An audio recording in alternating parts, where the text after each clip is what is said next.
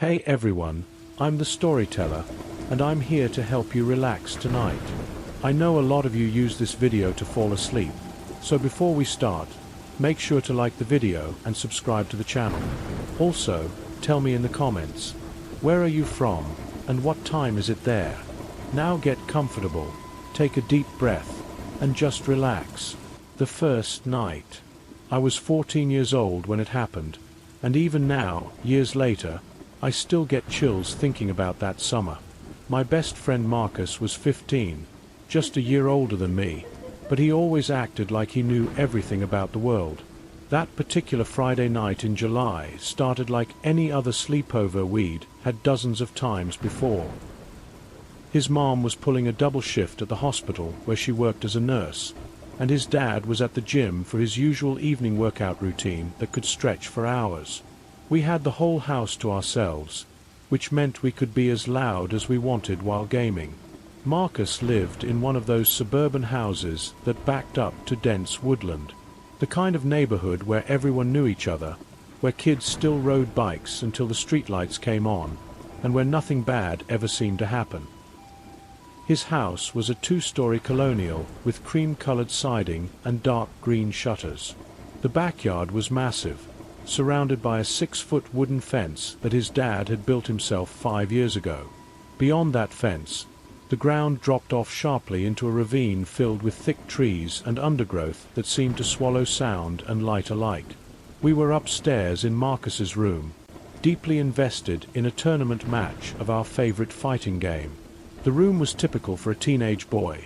Posters of bands and video game characters covering the walls, clothes scattered on the floor, and the persistent smell of dirty socks mixed with too much body spray. The glow from his flat-screen TV cast shifting shadows across the room as our characters battled on screen.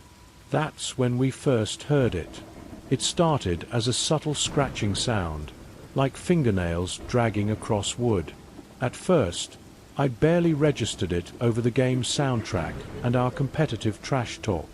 But then came a slight banging, rhythmic and deliberate.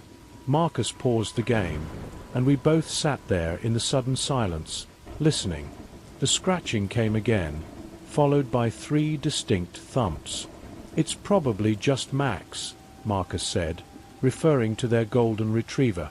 Max had a habit of pawing at doors when he wanted attention. We unpaused the game and continued playing, but I noticed Marcus kept glancing toward his bedroom door.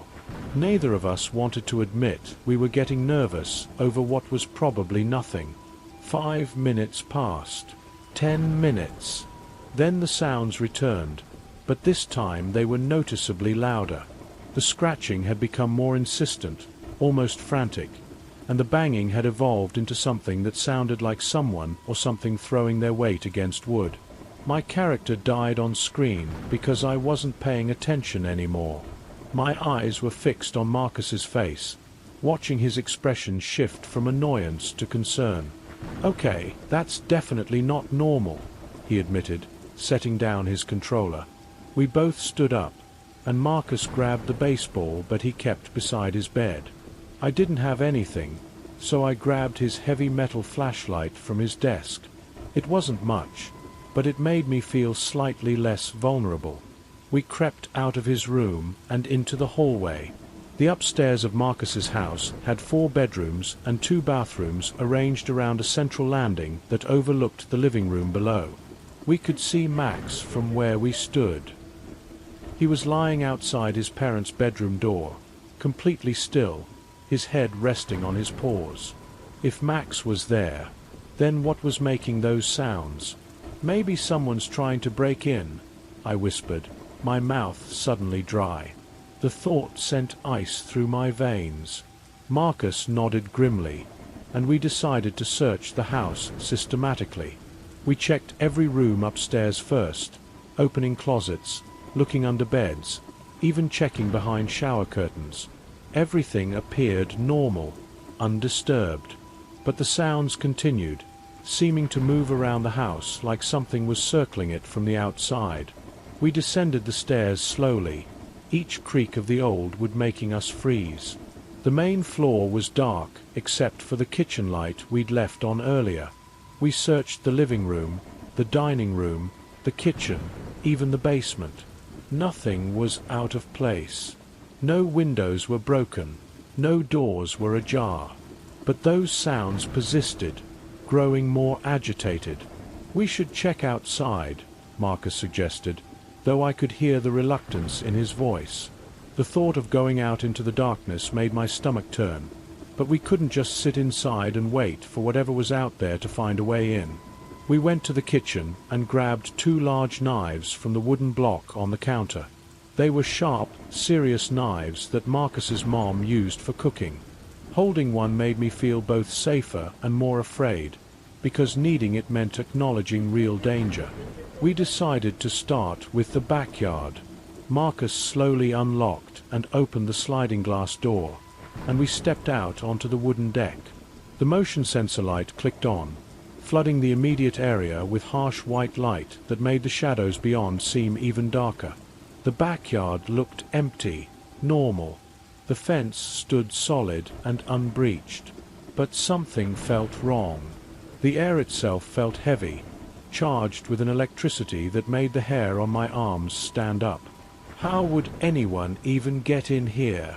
I whispered, gesturing at the fence. "You said there's like a 20-foot drop on the other side." Marcus nodded, but his eyes kept scanning the fence line. "That's what makes this weird. Unless they came through the front and went around, but the side gates are locked from the inside." We walked the perimeter of the backyard, our flashlights sweeping across every corner, every shadow. The scratching sounds had stopped, replaced by an oppressive silence that was somehow worse. Even the usual night sounds of crickets and distant traffic seemed muted. We found nothing out of place, no signs of intrusion, no explanation for what we'd heard. "Let's check the front," I suggested, trying to sound braver than I felt. We went back through the house and out the front door. The street was quiet, empty. A few houses had lights on, but most were dark. We decided to split up to cover more ground faster, though looking back, that was incredibly stupid. Marcus went left along the fence line, while I went right. My side of the fence connected directly to the neighbor's fence, creating a narrow corridor between the 2 properties. I shined my flashlight into this space, seeing nothing but leaves and trash that had blown in over the years. I was about to turn back when I heard Marcus make a sound, not quite a scream, but a sharp intake of breath that made my blood run cold. I ran around to his side of the house and found him standing completely still. His flashlight beam pointed toward the tree line at the back of the property, where the fence ended and the drop-off began. At first, I couldn't see what had frozen him in place. Then I followed his light with my own, and my heart nearly stopped. There was a figure standing at the edge of the woods, just barely visible in our combined beams. It was definitely a person, but something about them was fundamentally wrong. They were dressed entirely in black, from head to toe, including what looked like a black mask or hood covering their face. But it wasn't the clothing that made my skin crawl. It was how perfectly still they stood, like a statue, just watching us. They didn't react to our lights, didn't move when we saw them, just stood there like they'd been waiting for us to notice them. "Run!"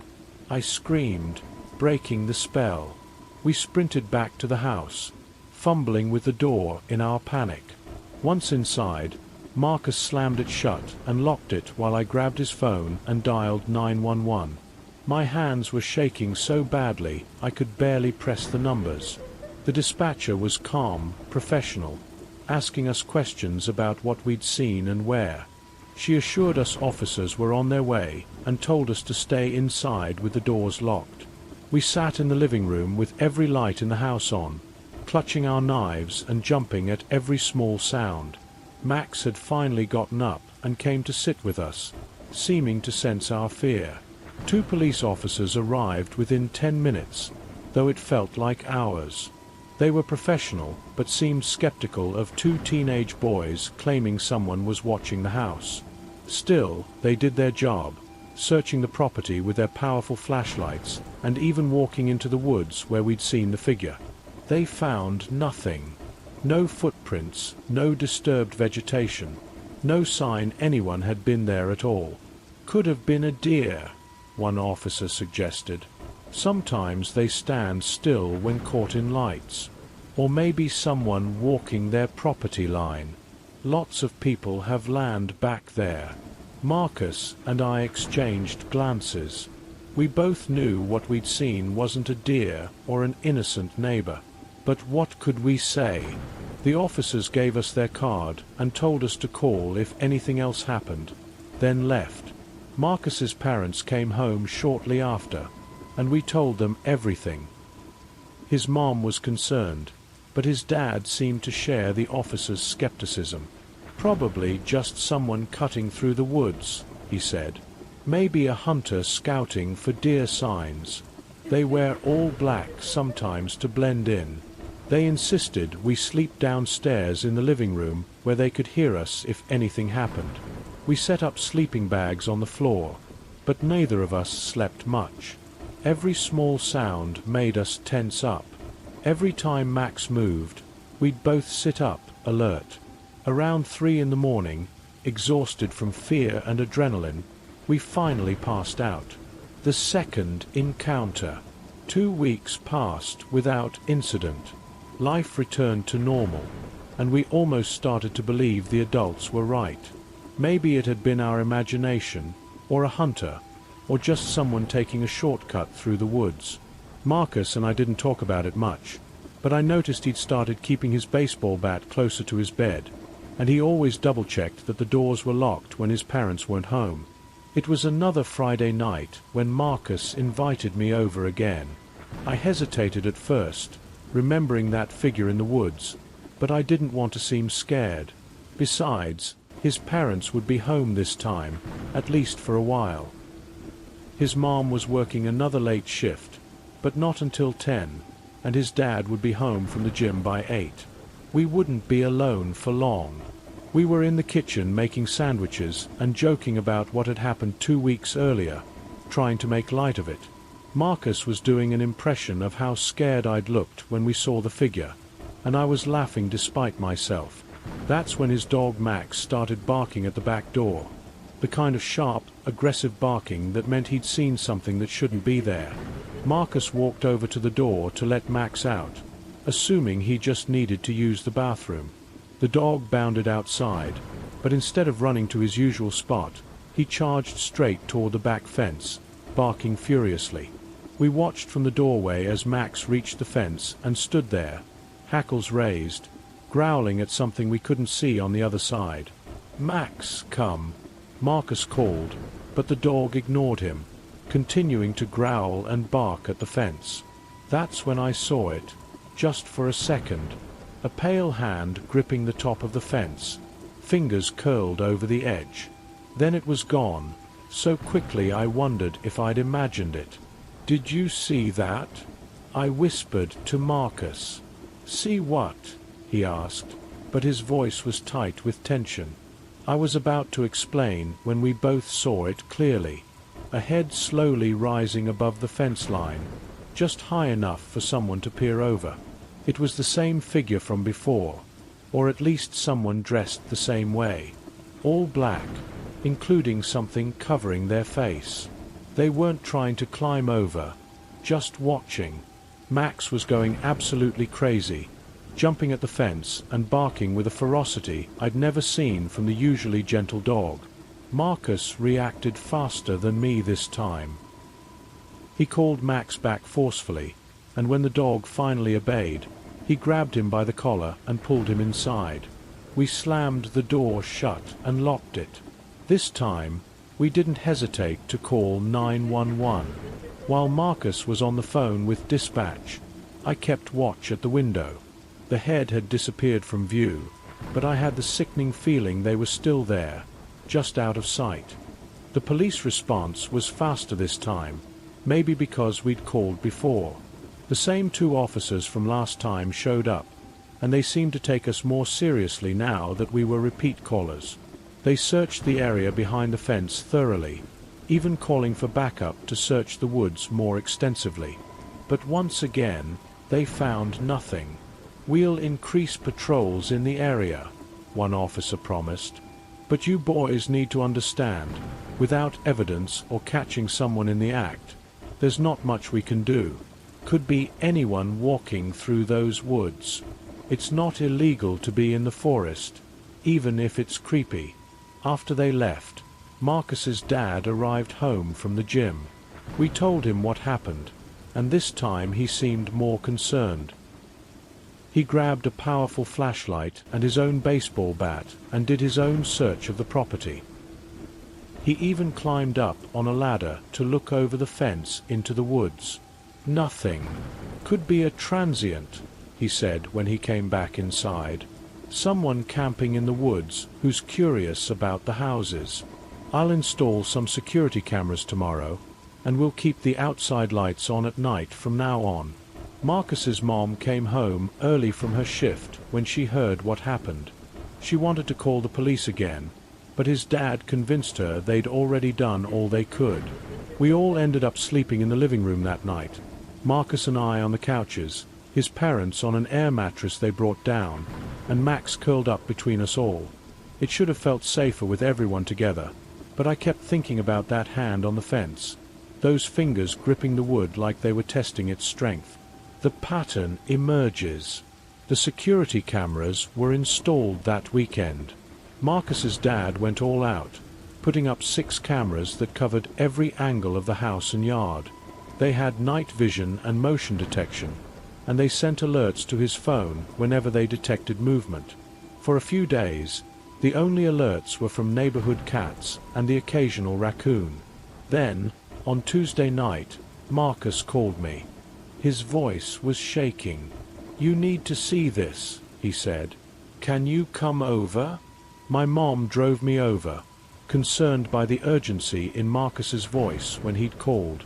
Marcus's whole family was gathered around his dad's laptop in the kitchen, staring at the screen. His dad replayed the footage for me. It was from 3:47 a.m. the previous night. The timestamp glowed in the corner as we watched a figure emerge from the woods and approach the fence. They were dressed in all black, just like before, but this time we could see more details. They were tall, probably over 6 feet, and moved with an unsettling, purposeful stride. They walked directly to the fence and stood there for exactly 3 minutes, just staring at the house. Then they reached up and touched the fence, running their hand along the top rail like they were measuring it. After that, they simply turned and walked back into the woods, disappearing into the darkness. "We need to call the police again," Marcus's mom said, but his dad shook his head. "I already did. They said unless the person actually enters the property or makes a threat, they're just trespassing in the woods at most. They suggested we put up no trespassing signs." The next night, it happened again. This time at 2:15 a.m. The same figure, the same approach, but this time they stayed for 5 minutes. And they did something new. They took out what looked like a small notebook and appeared to be writing or drawing something while looking at the house. Marcus's dad had had enough. The next day, he took time off work and spent the entire night sitting in the backyard with a spotlight and his phone ready to call 911. Nothing happened. The figure didn't appear. But the next night, when he'd given up his vigil, they were back. This time, the camera caught them trying the gate latch, testing to see if it was locked. We started to notice a pattern. The figure only appeared when Marcus's dad wasn't watching, like they somehow knew when it was safe. They never appeared on weekends when the family was all home and active. They seemed to prefer weeknights, between 2 and 4 a.m., and each time they got a little bolder. By the second week of this, the entire family was on edge. Marcus was barely sleeping, jumping at every sound. His mom had started taking sleeping pills just to get some rest. His dad had bought a gun, something he'd always been against before, and Max had developed a nervous habit of pacing the house at night, whining at doors and windows. Escalation. It was a Thursday night, almost a month after the first incident, when things escalated dramatically. I was staying over again, despite my parents' reservations. Marcus's parents were both home, which made everyone feel safer. We'd all had dinner together, trying to maintain some normalcy, and then Marcus and I had gone up to his room to game while his parents watched TV downstairs. Around 11 p.m., Max started barking downstairs. Not his usual bark, but something more urgent, almost panicked. We heard Marcus's dad get up to investigate, and then we heard him shout something we couldn't make out. Marcus and I ran downstairs to find his dad at the back door, staring out into the yard.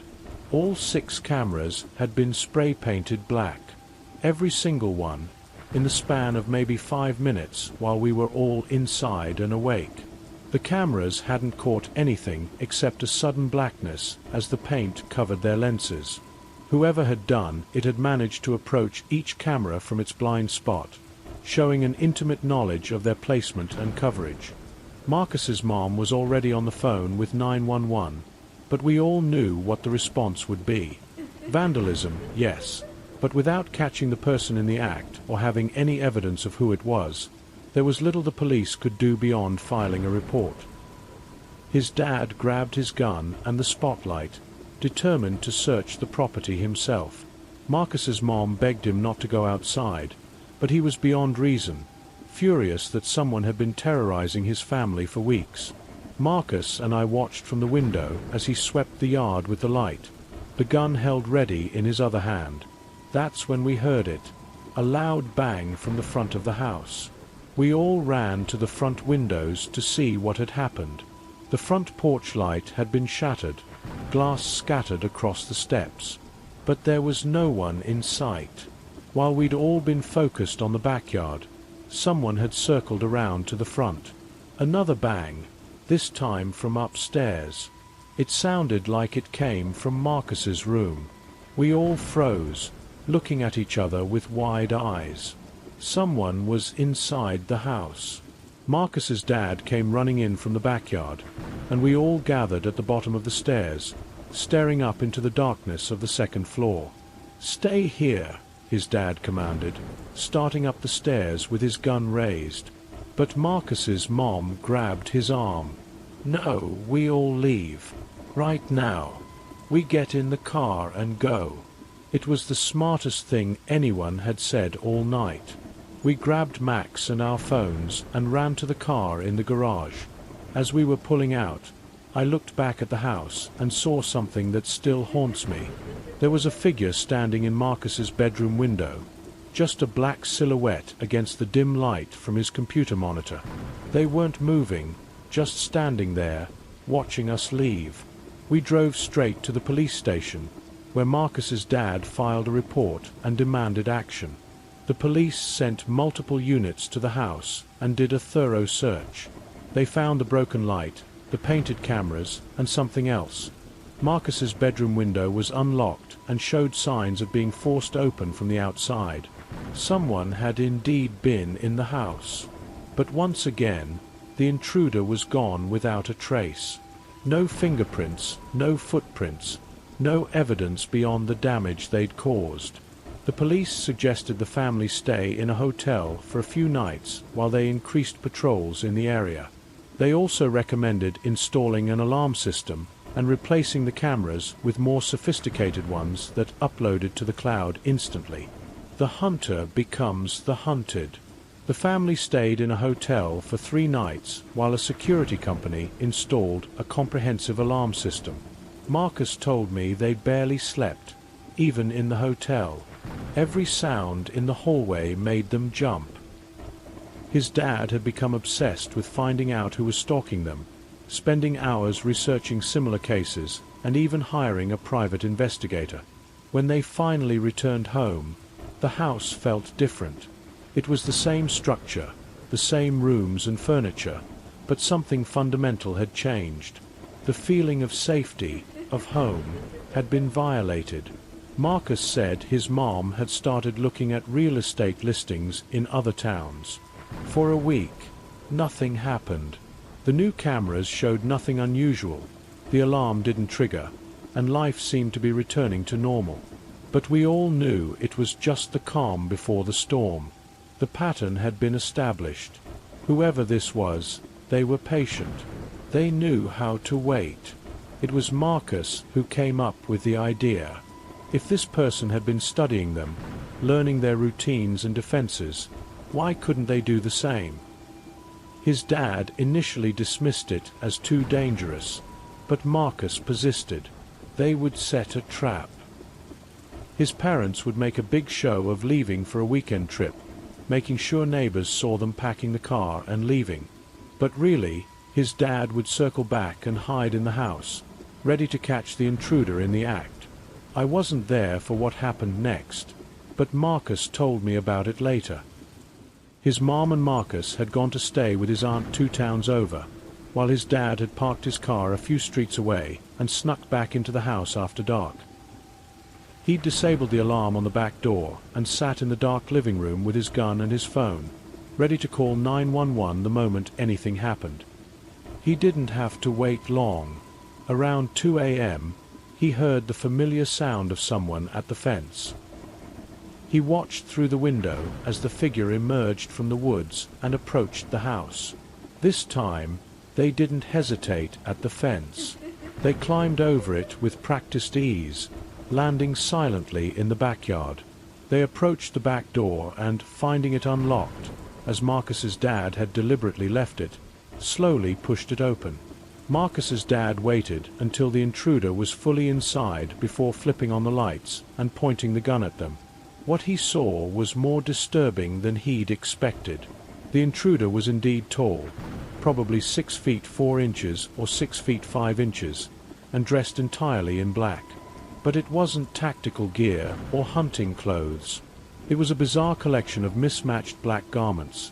A woman's turtleneck stretched over a massive frame, black yoga pants that ended inches above the ankles, and a black ski mask that looked old and moth-eaten. "Don't move!" Marcus's dad shouted. "I've already called the police." But the intruder did move. Not toward him or away, but they slowly tilted their head to the side, like a curious dog. Then they spoke, and their voice was high and sing-song, completely at odds with their imposing physical presence. "You weren't supposed to be here," they said. "The family left. I watched them leave. Get on the ground." Marcus's dad commanded, but the intruder just laughed, a sound like breaking glass. "This is my house now," the intruder said. "I've marked it. I've been inside. It knows me now." Then, faster than seemed possible for someone so large, they turned and ran, not toward the door they'd entered through, but straight at the sliding glass door that led to the deck. They crashed through it in an explosion of glass and kept running, vaulting over the deck railing and disappearing into the darkness before Marcus's dad could even process what had happened. The police arrived within minutes, but once again, the intruder had vanished. This time, though, there was evidence. Blood on the broken glass, footprints in the yard, and something else. A notebook the intruder had dropped in their escape. It was filled with disturbing drawings of the house from every angle, detailed notes about the family's routines, and pages of rambling text about claiming the house and making them leave so it can be mine. The blood evidence led to an arrest 2 days later. The intruder was a 43-year-old man named David Kelly, who lived in a cabin deep in the woods behind the neighborhood. He'd been diagnosed with schizophrenia years earlier, but had stopped taking his medication. In his cabin, police found hundreds of photos of Marcus's house and several other homes in the neighborhood, taken from the woods with a telephoto lens. He'd become fixated on Marcus's house in particular because, in his delusion, he believed it had been built on land that belonged to him in a past life. He'd been planning to force the family out and move in himself. The notebook contained detailed plans for psychological warfare designed to make them abandon the house. The second story. While Marcus's family was dealing with their stalker, I had my own encounter that summer that I've never forgotten. It happened when I was staying at my friend Jesse's house. Jesse was also 14, and we'd been friends since elementary school. His house was on the other side of town from Marcus's, in a more densely populated neighborhood where the houses were closer together. Jesse's parents had gone out for their anniversary dinner and show, which meant they wouldn't be home until after midnight. We'd promised to be responsible, which to us meant ordering pizza and playing video games all night without anyone telling us to keep it down. We were in the middle of an intense Call of Duty match when Jesse paused the game to use the bathroom. While he was gone, I went downstairs to call my mom and let her know I was staying over. Jesse's house was older than Marcus's, with narrow stairs that creaked with every step and doorways that seemed slightly too small for modern people. The downstairs was dark except for the light from the kitchen, and I felt my way along the wall to find the light switch. When I came back upstairs, Jesse was standing in the hallway with a confused expression on his face. "Were you just in my parents' room?" he asked. "No, I was downstairs calling my mom." "Why?" His face went pale. "I heard someone moving around in there when I was in the bathroom. I thought you were messing with me." We both turned to look at his parents' bedroom door, which was slightly ajar. Neither of us remembered it being open before. Jesse reached out and pushed it open wider, revealing darkness beyond. He fumbled for the light switch and flipped it on. The room looked normal. Neatly made bed, nothing out of place. But the closet door was open, and Jesse said his mom always kept it closed. "Maybe we should check it out," I suggested, though every instinct told me we should run. Jesse grabbed a golf club from his room, and I armed myself with a heavy trophy from his shelf. We approached the closet slowly, Jesse leading the way. He used the golf club to push the closet door fully open, revealing nothing. Just clothes hanging neatly and shoes arranged on the floor. We searched the rest of the upstairs, checking every room, every closet, even looking under beds. Everything seemed normal, but we both had that feeling of being watched, like invisible eyes were tracking our every move. We went back downstairs and made sure all the doors and windows were locked, then returned to Jesse's room and tried to resume gaming. But we couldn't concentrate. Every little sound made us pause the game and listen. The house seemed to be full of noises we'd never noticed before. Creaking, settling, the hum of appliances. Then, during a loading screen when the game was quiet, we heard it clearly. The sound of someone grunting or clearing their throat, coming from that same bedroom. Jesse grabbed his phone and called 911 while I kept watch on the bedroom door. We whispered to the dispatcher what was happening, and she told us to leave the house immediately. We didn't need to be told twice. We ran downstairs and out the back door, not stopping until we were 3 houses away. We watched from a neighbor's yard as 2 police cars pulled up to Jesse's house. The officers went inside, and we saw lights turning on in every room as they searched. After what felt like forever, one of the officers came out and waved us over. "We found someone," he said. "He was hiding in the bedroom closet, behind the clothes. Looks like he'd been there for a while." My blood ran cold. We'd looked in that closet. Had he been pressed against the back wall, holding his breath while we stood just feet away? The thought made me want to throw up. The intruder turned out to be a 46-year-old man with a history of breaking and entering. He'd been hiding in the house since that afternoon, waiting for the family to go to sleep so he could rob them. He had a bag with him containing jewelry and electronics from Jesse's parents' room, things he'd gathered while we were gaming, oblivious to his presence. The police found his entry point, a basement window that had been forced open. He'd been in the house for hours, moving around while we were distracted by our games, helping himself to food from the kitchen, using the bathroom when we weren't paying attention. The grunt we'd heard was him trying to hold in a cough, afraid of being discovered. The tent incident. The last story I need to tell you happened to my friend Calvin. This was also during that same cursed summer, about a week after the incident at Jesse's house. Calvin and I had been friends since we were little kids, and his house had always been my second home. Calvin lived in a rural part of town where houses were separated by acres of land, and the nearest neighbor was a quarter-mile away. His backyard bordered on a forest preserve that stretched for miles. It was the kind of place where you could scream at the top of your lungs and no one would hear you. That night, Calvin's family had come home early from a camping trip because his little sister had gotten sick. The house was chaotic, with everyone unpacking and his sister crying and his parents stressed about having to cut their vacation short. Calvin and I decided to escape the chaos by setting up a tent in the backyard and camping out there instead. It seemed like a fun idea at the time. We'd done it before, roasting marshmallows over a little fire pit and telling ghost stories. But this time felt different from the moment we started setting up the tent. Maybe it was because of everything that had happened that summer, but I felt on edge, jumpy at every sound from the woods. Calvin had this powerful LED lantern that lit up the whole backyard like daylight. We kept it on while we set up the tent and got our sleeping bags arranged inside.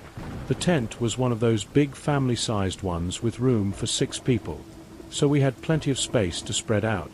We'd brought snacks, flashlights, and Calvin's portable gaming system to keep us entertained. As the night wore on, Calvin's house grew quiet. The lights went off one by one until only the back porch light remained on, casting a weak yellow glow that barely reached our tent. Calvin turned off the LED lantern to save battery, plunging us into relative darkness. We lay in our sleeping bags, talking about random stuff. School, girls we liked, plans for the rest of the summer. I've always been a light sleeper, and sleeping bags make it worse. The material is too slippery, too noisy when you move, and the ground is always too hard no matter how much padding you put down. I tossed and turned for hours while Calvin snored beside me. That's when I started hearing the noise. It was a creaking, rattling sound, like wood under pressure. At first, I thought it was the wind moving tree branches, but the sound had a rhythm to it, a purposefulness that natural sounds don't have. It was coming from the direction of the fence that separated Calvin's yard from the forest preserve. The fence was old, built by the previous owners decades ago. It was wooden, about 5 feet high, and had gaps between the slats that you could peek through. The sound I was hearing was like someone pressing against it, testing its strength, making the old wood groan and complain. I lay there for what felt like hours, listening to that sound, too scared to wake Calvin and too scared to ignore it. Every time I almost convinced myself it was nothing. The sound would change slightly, become more insistent, more deliberate. Finally, my bladder made the decision for me. I had to pee, and I couldn't hold it any longer. I shook Calvin awake, whispering that I heard something weird outside. He groaned and told me it was just the wind, but I insisted he listen. We both lay still, and after a moment, the sound came again. Calvin's eyes opened fully, and he sat up.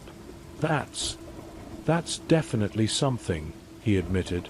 We unzipped the tent as quietly as possible and peered out. The backyard looked normal in the dim light from the porch, but the sound continued, and now we could pinpoint its source, the far corner of the fence, where it met the tree line. "I'm going to turn on the light," Calvin whispered, reaching for the LED lantern. "Wait," I said, but he'd already hit the switch. The lantern blazed to life, illuminating the entire backyard in harsh white light. And there, at the fence, was a person. They were leaning against it with their full weight, their head down, their hands gripping the top rail. They were wearing dark clothes, and their hair was long and matted.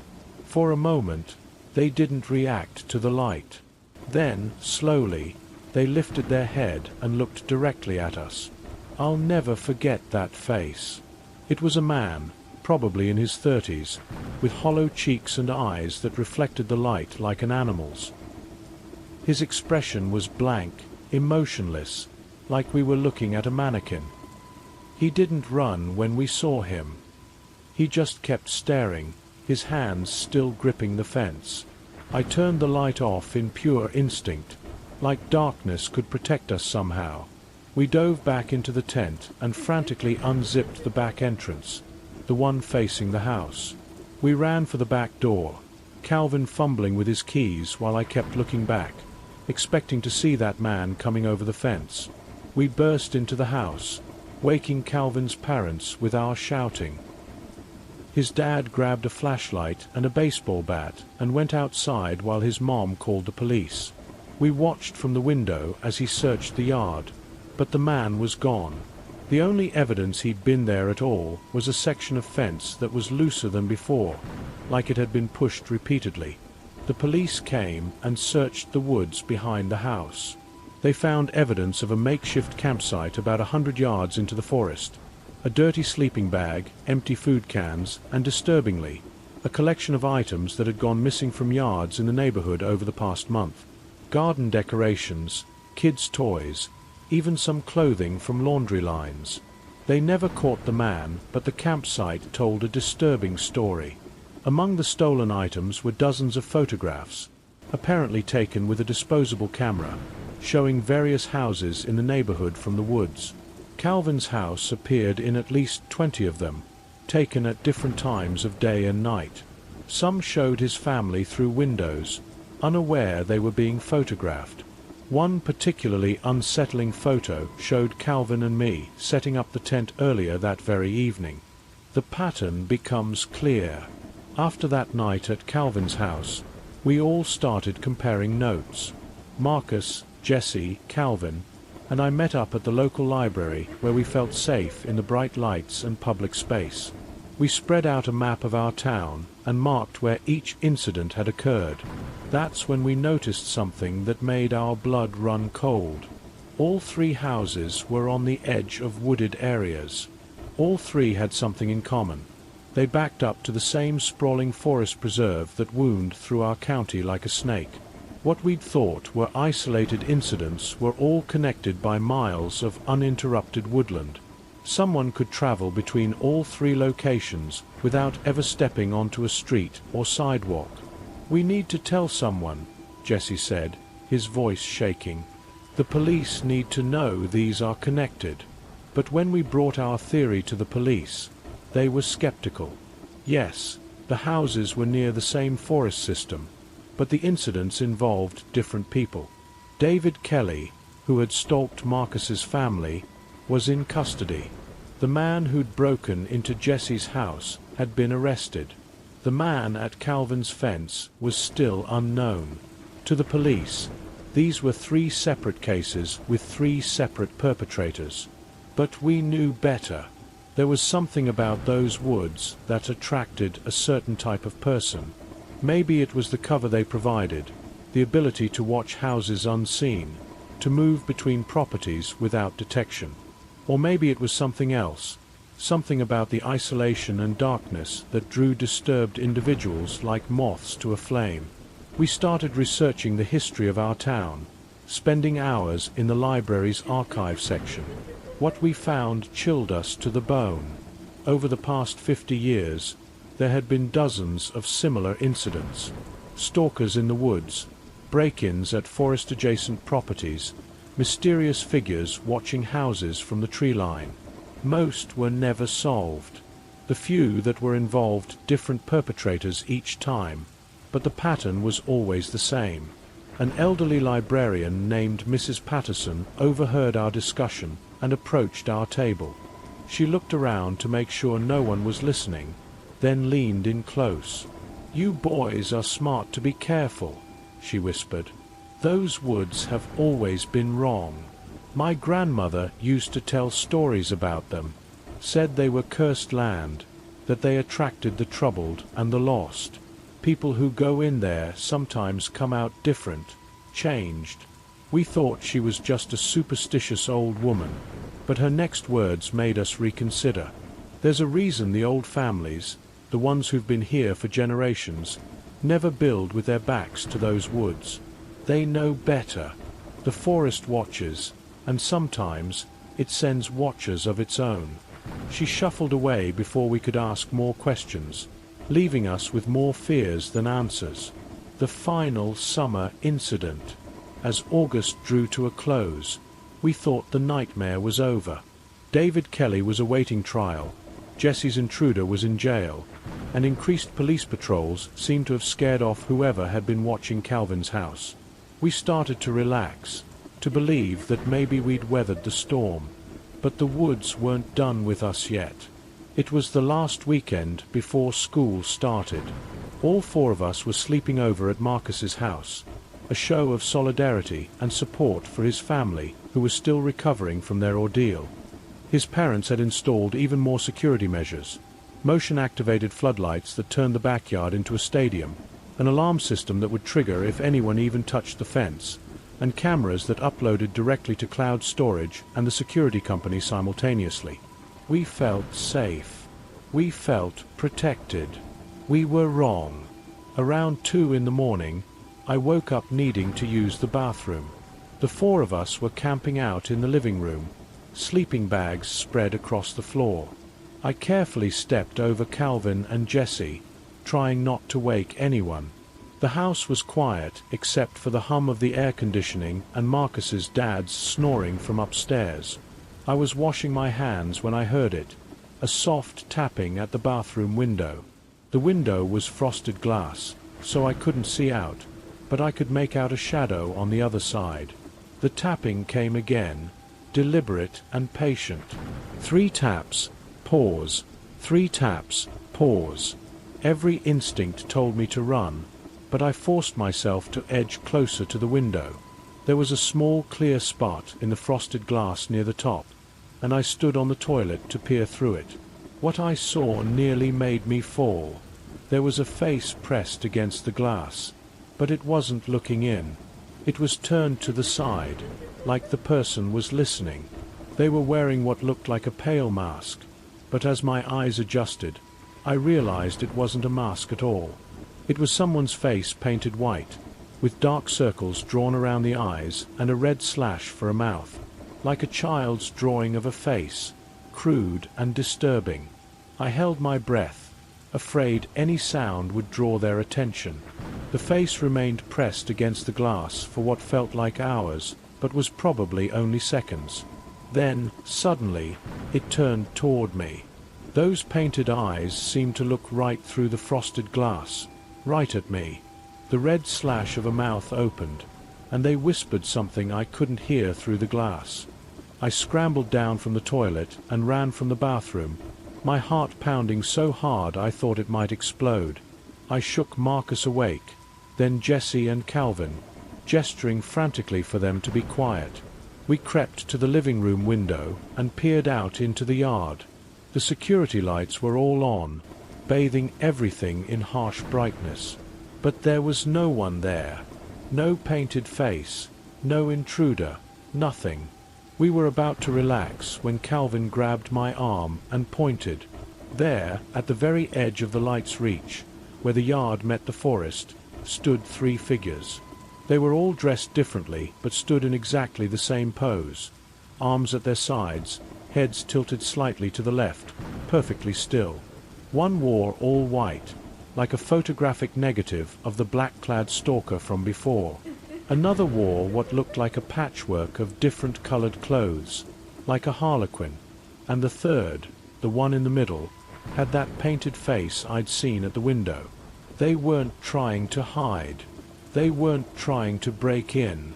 They were just standing there, watching the house, like they were waiting for something. Or someone. Marcus's dad must have seen them on the security monitor, because suddenly his voice boomed over the outdoor speaker system he'd installed.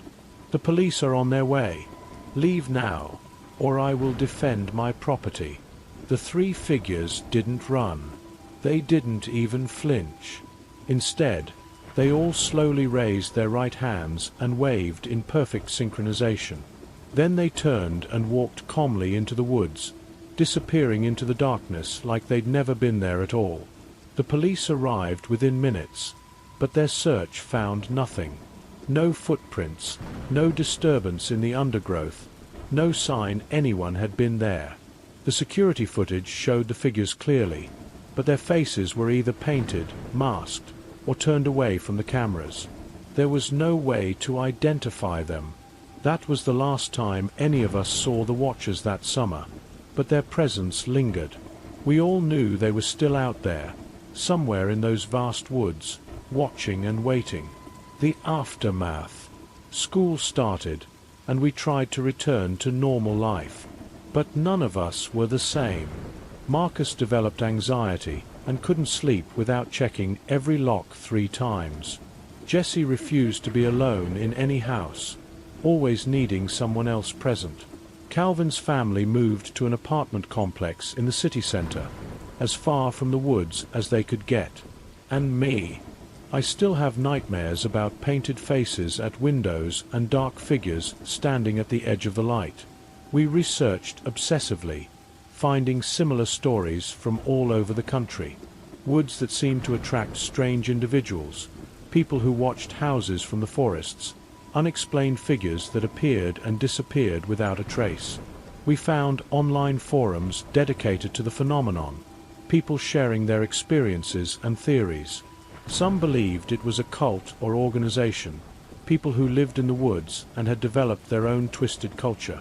Others thought it was something more supernatural, that certain forests were cursed or attracted broken souls. A few even suggested it was some kind of psychological contagion, that the woods themselves could drive people mad if they spent too much time there.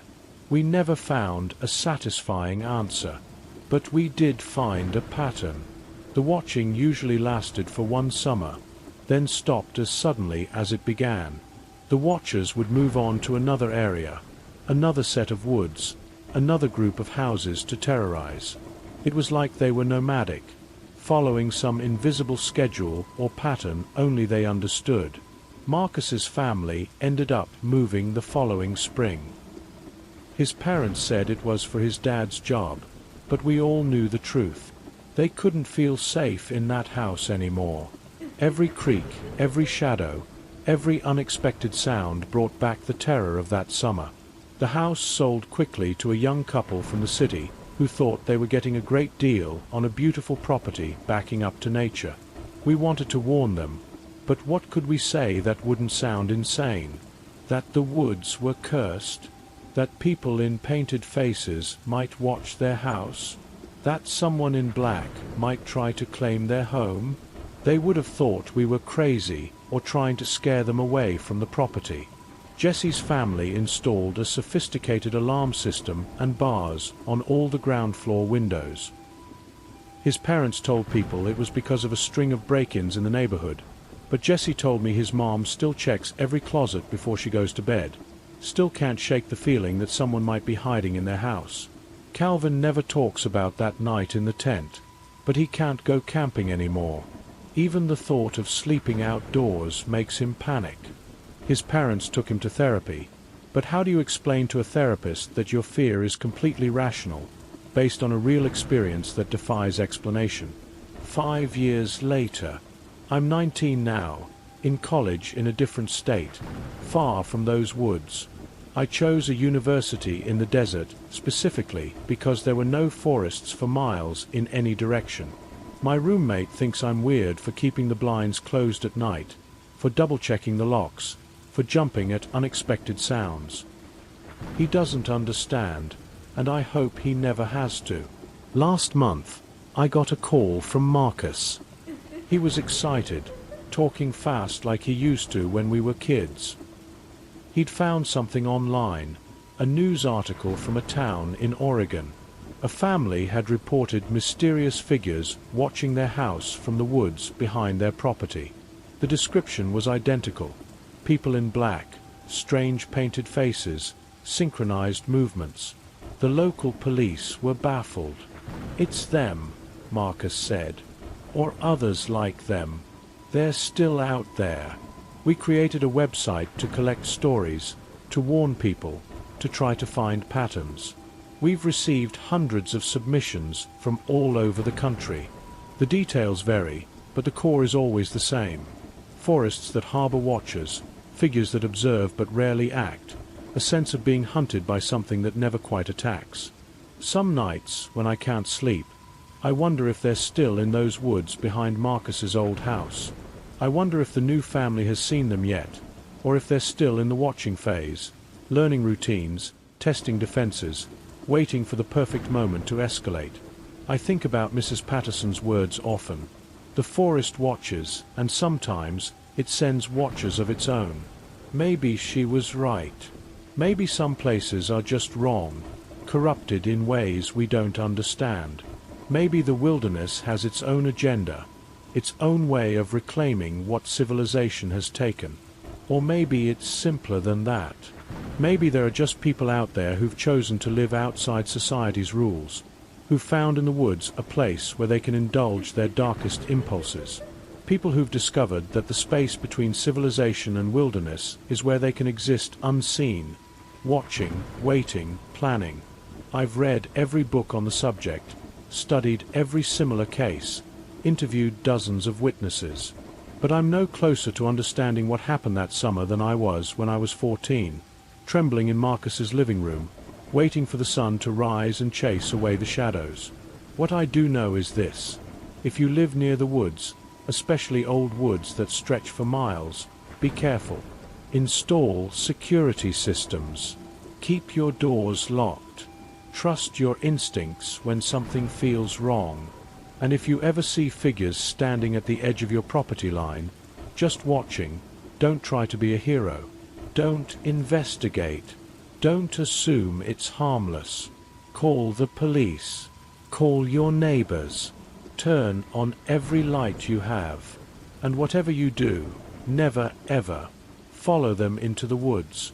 Because sometimes the watchers are waiting for exactly that. For someone curious enough, or brave enough, or foolish enough to step into their domain. The woods remember everything. Every house built on their borders, every tree cut down for a better view, every human who thought they could master the wilderness. And sometimes, just sometimes, they send reminders that we're not as safe as we think we are, that the barrier between order and chaos is thinner than we imagine, and that there are still dark places in this world where things we don't understand wait patiently for their moment. I still wake up sometimes, convinced I can hear that scratching sound, that deliberate tapping, that creak of wood under pressure. I'll probably hear it for the rest of my life. It's the sound of being watched, of being chosen, of being reminded that we're never truly alone, even in our safest spaces. The summer of the watchers ended, but I don't think the watching ever really stops. They're out there, in forests across the country, maybe across the world, watching, waiting, choosing their next subjects. And if you're reading this, living in a house that backs up to the woods, hearing strange sounds at night, seeing shadows that shouldn't be there, know that you're not crazy.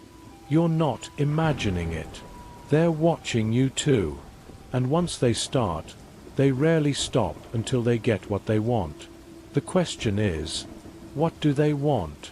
After all these years, through all my research, after hundreds of stories from victims across the country, I still don't have an answer to that question. And maybe that's the most terrifying part of all. Not knowing why. Not understanding the purpose. Just knowing that somewhere, in the dark spaces between the trees, eyes are watching, minds are planning, and the boundary between the safe world we know and the chaotic unknown grows thinner with each passing night. Stay safe. Stay vigilant, and whatever you do, never let your guard down when you live near the woods, because the moment you forget they're out there is the moment they've been waiting for. The watchers are patient, the watchers remember, and the watchers are always, always watching. The basement window. I was 13 when I learned that some houses have secrets they're not willing to give up. My friend Tyler had just moved into an old Victorian house on Maple Street, one of those places that real estate agents describe as full of character, when they really mean falling apart but too historical to demolish. His parents had gotten it for a steal because the previous owners had left suddenly, barely taking anything with them. Tyler was excited about the house, despite its creepy appearance. It had 3 stories, not counting the basement, with rooms that seemed to lead into other rooms in ways that didn't quite make sense. The walls were covered in vintage wallpaper that peeled at the corners, revealing older patterns underneath, like the house had been redecorated dozens of times over the decades, each new layer trying to hide something from the one before.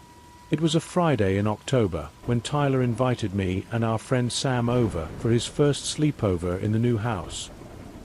His parents were trying to make the place feel more like home, and they thought having friends over would help Tyler adjust. They'd be home all night, which made my parents comfortable with letting me go despite the house's unsettling reputation in the neighborhood. When Sam and I arrived, Tyler gave us the grand tour. The house was even stranger inside than it looked from the street. Hallways took unexpected turns, closets were deeper than they should be, and there were at least 3 staircases, though we could only find where 2 of them led. The third, a narrow servant's staircase behind what used to be the kitchen pantry, seemed to go up into darkness and never end.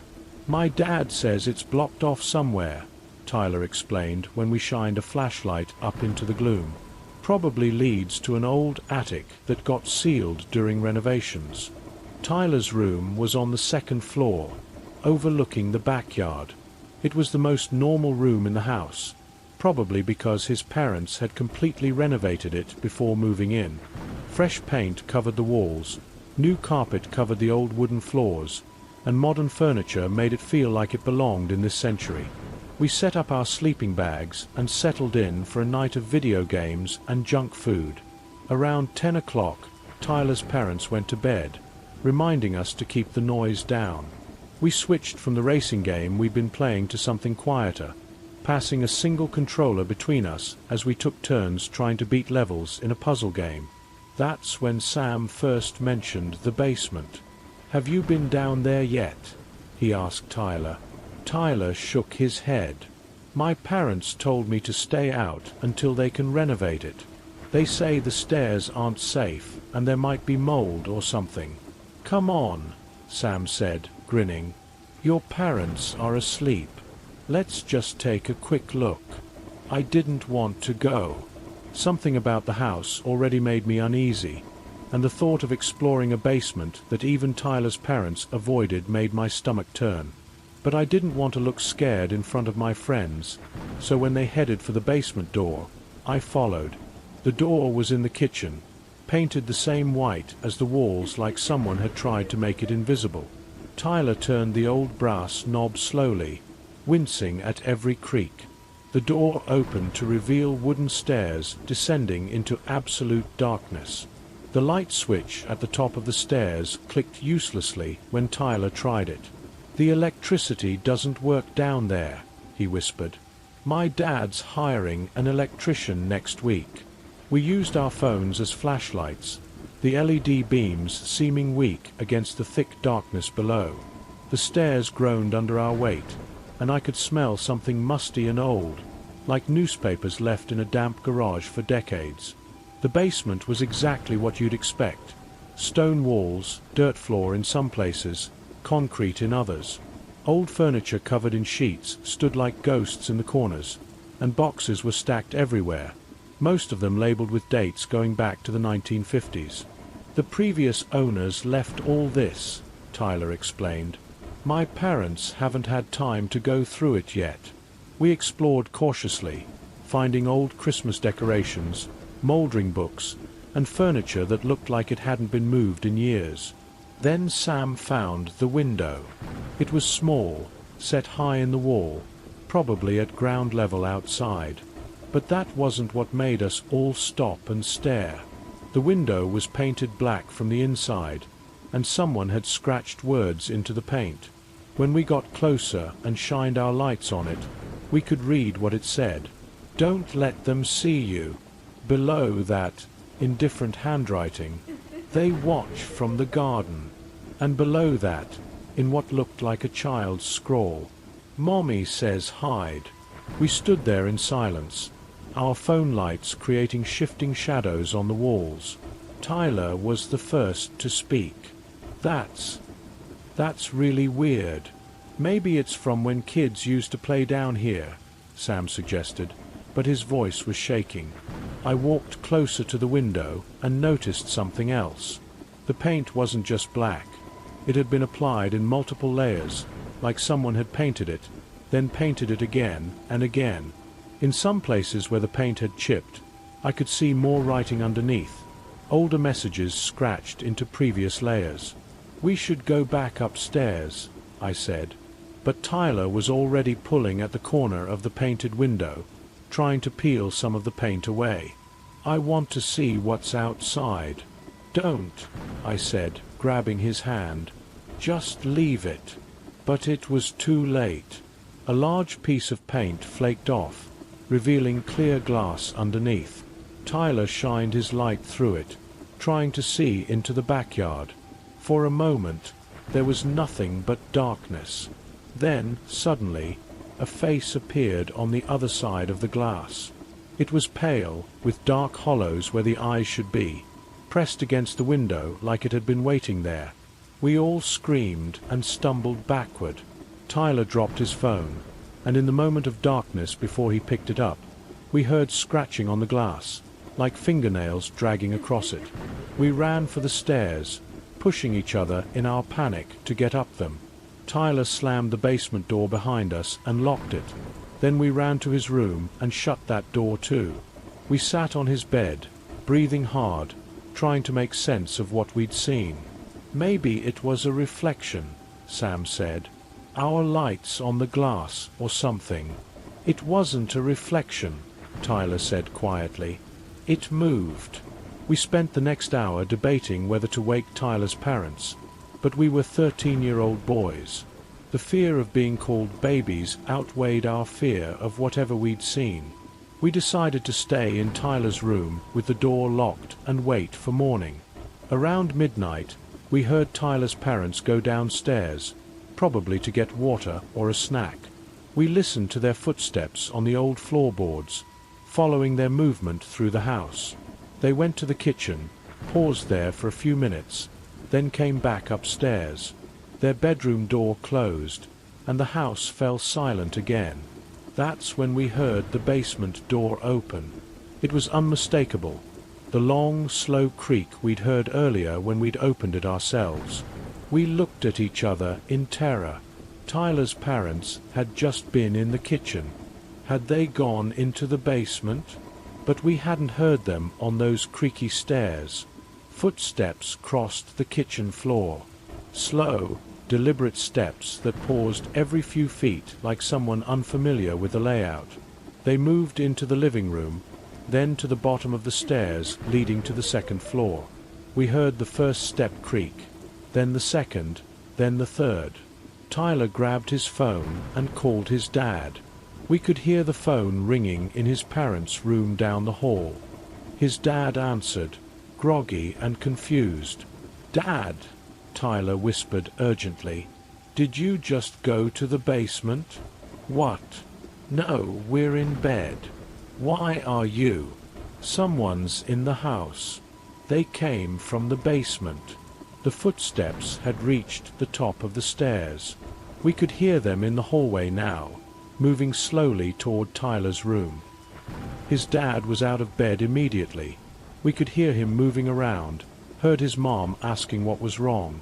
The footsteps stopped right outside Tyler's door.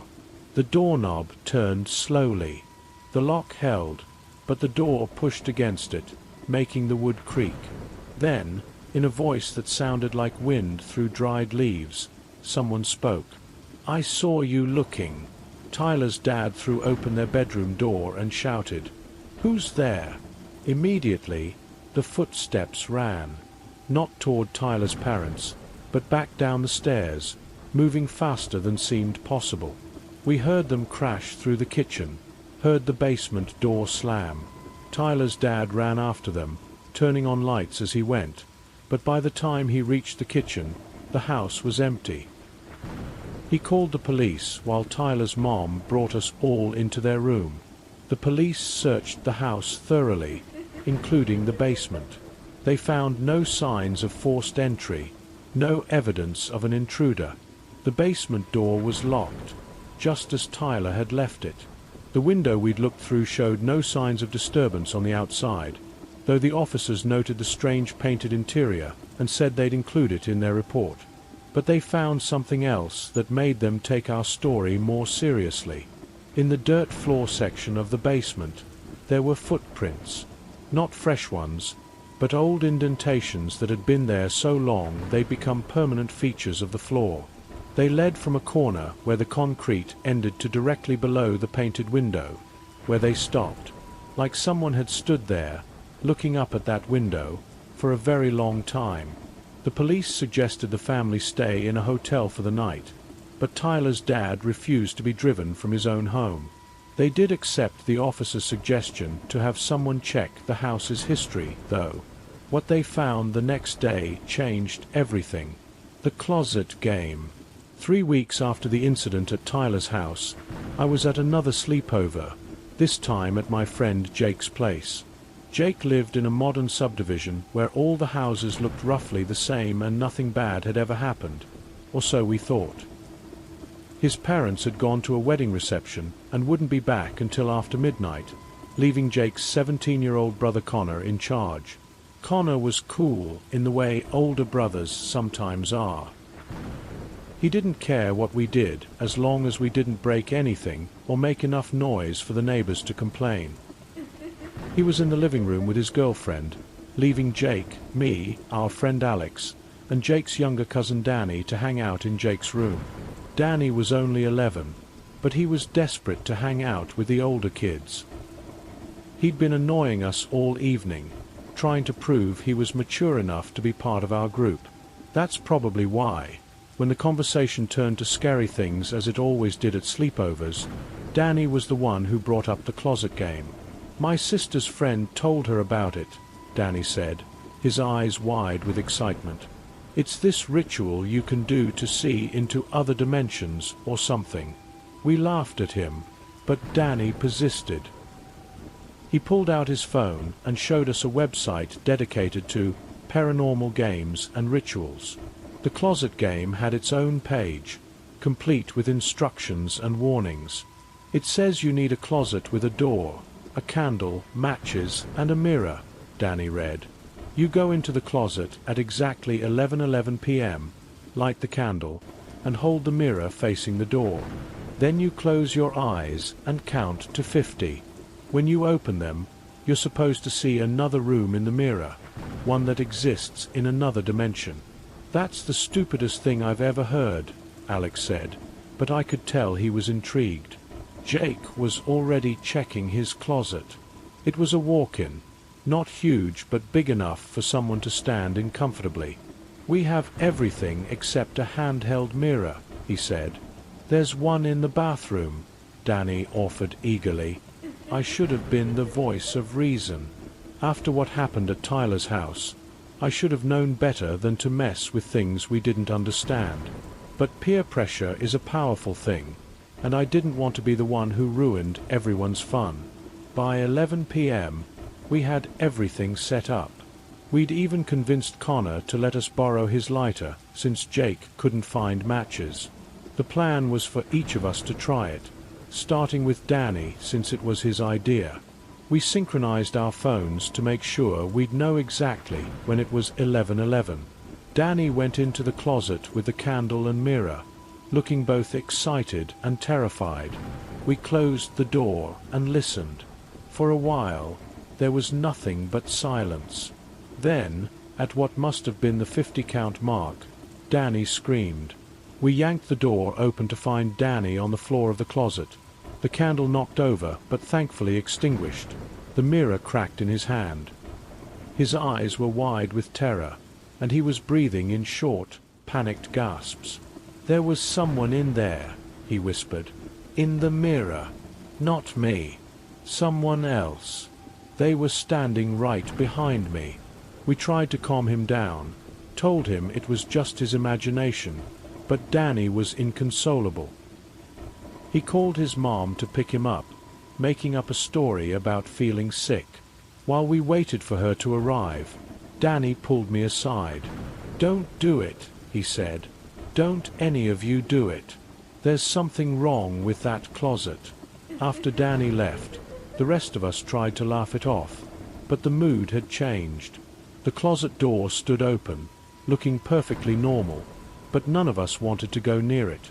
We decided to watch a movie instead, something funny to take our minds off what had happened. Around midnight, Connor and his girlfriend left to get food, warning us not to burn the house down while they were gone. As soon as they were out the door, Alex stood up. "I'm doing it," he announced. "Don't be stupid," I said. "You saw how freaked out Danny was." "Danny's 11, Alex countered. "He probably just scared himself. I want to know what he really saw." Jake and I tried to talk him out of it, but Alex was determined. He grabbed the candle and the cracked mirror and went into the closet. We reluctantly closed the door and waited. This time, we heard movement almost immediately. Shuffling sounds, like Alex was turning in circles. Then his voice muffled through the door. "What the hell? Alex?" Jake called. "You okay?" No response. The shuffling sounds stopped. Everything went quiet.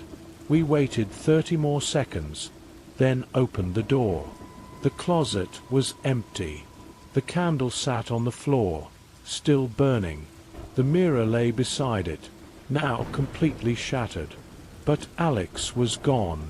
It was impossible. We'd been standing right outside the door. There was no other way out of the closet. But Alex had vanished. We searched everywhere, calling his name, checking every room in the house. Jake called Alex's phone, and we heard it ringing from inside the closet. But when we looked, we could only hear it, not see it. The sound was coming from somewhere inside the walls. Panicking, we called Connor, who rushed back with his girlfriend.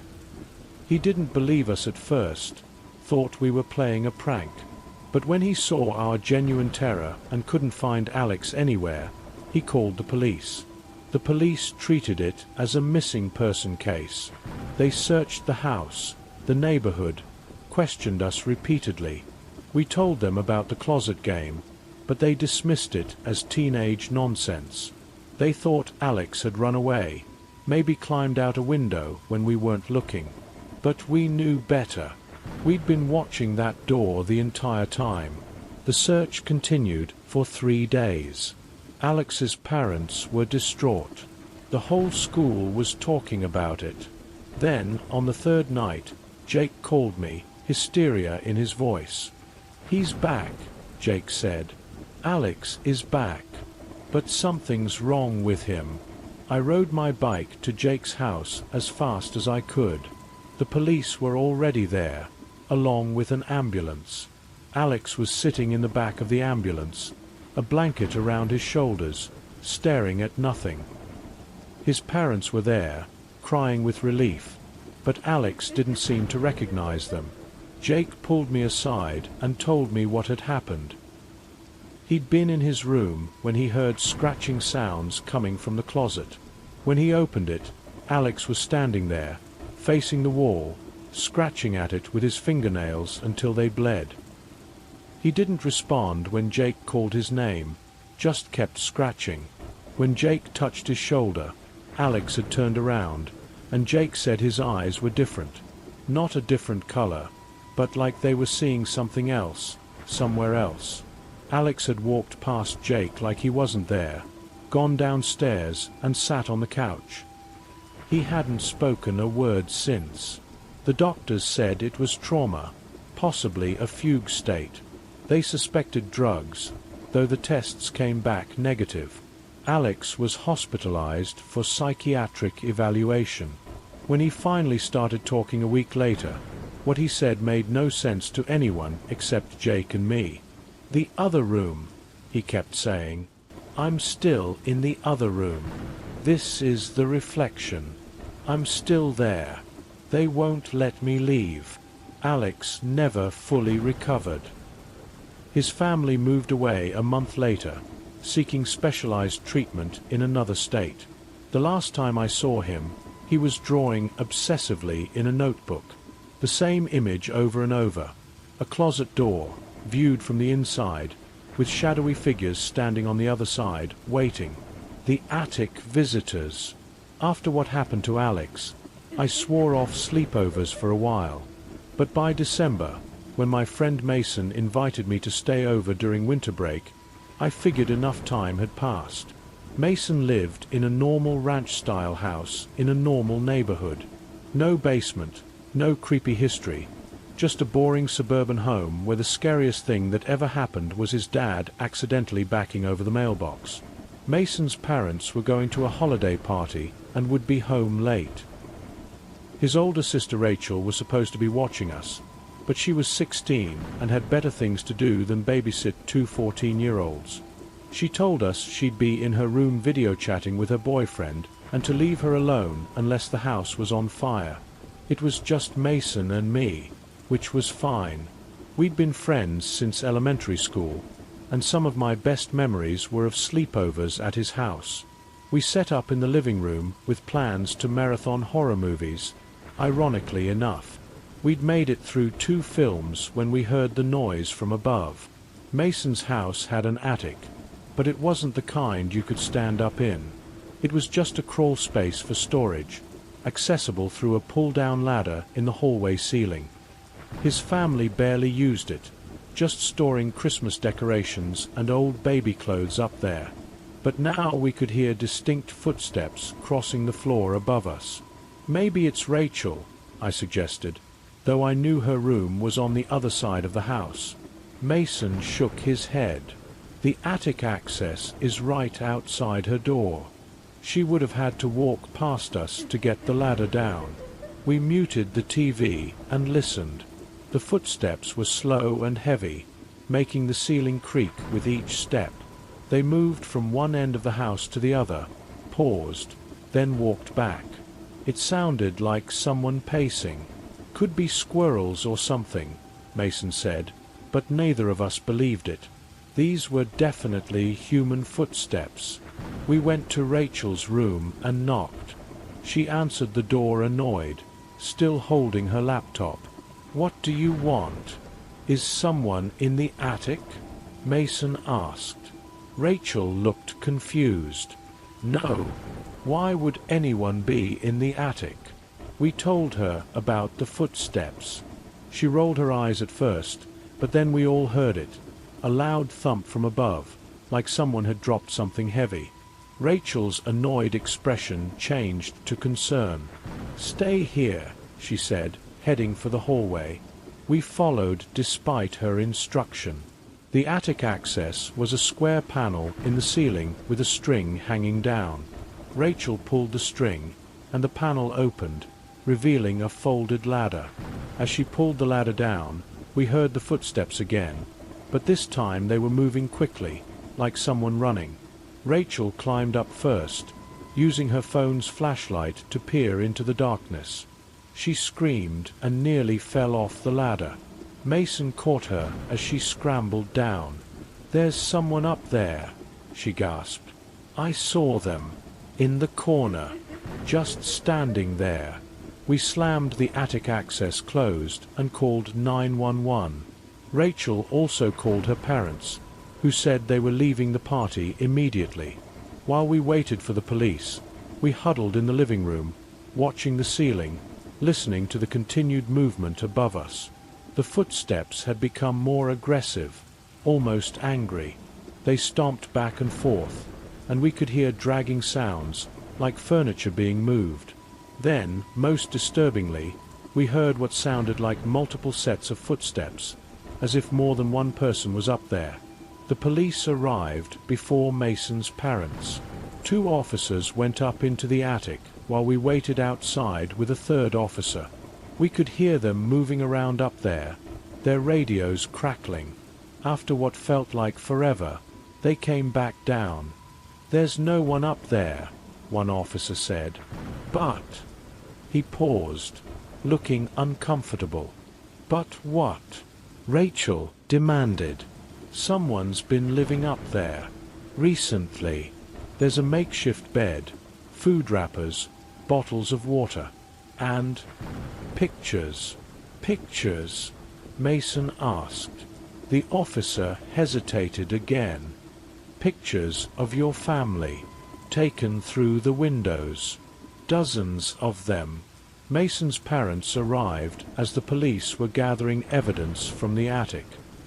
His mom nearly fainted when she saw the photographs. They showed their family doing normal things, eating dinner, watching TV, Rachel doing homework, Mason playing video games. Some were date-stamped going back months. The police found where someone had been getting in.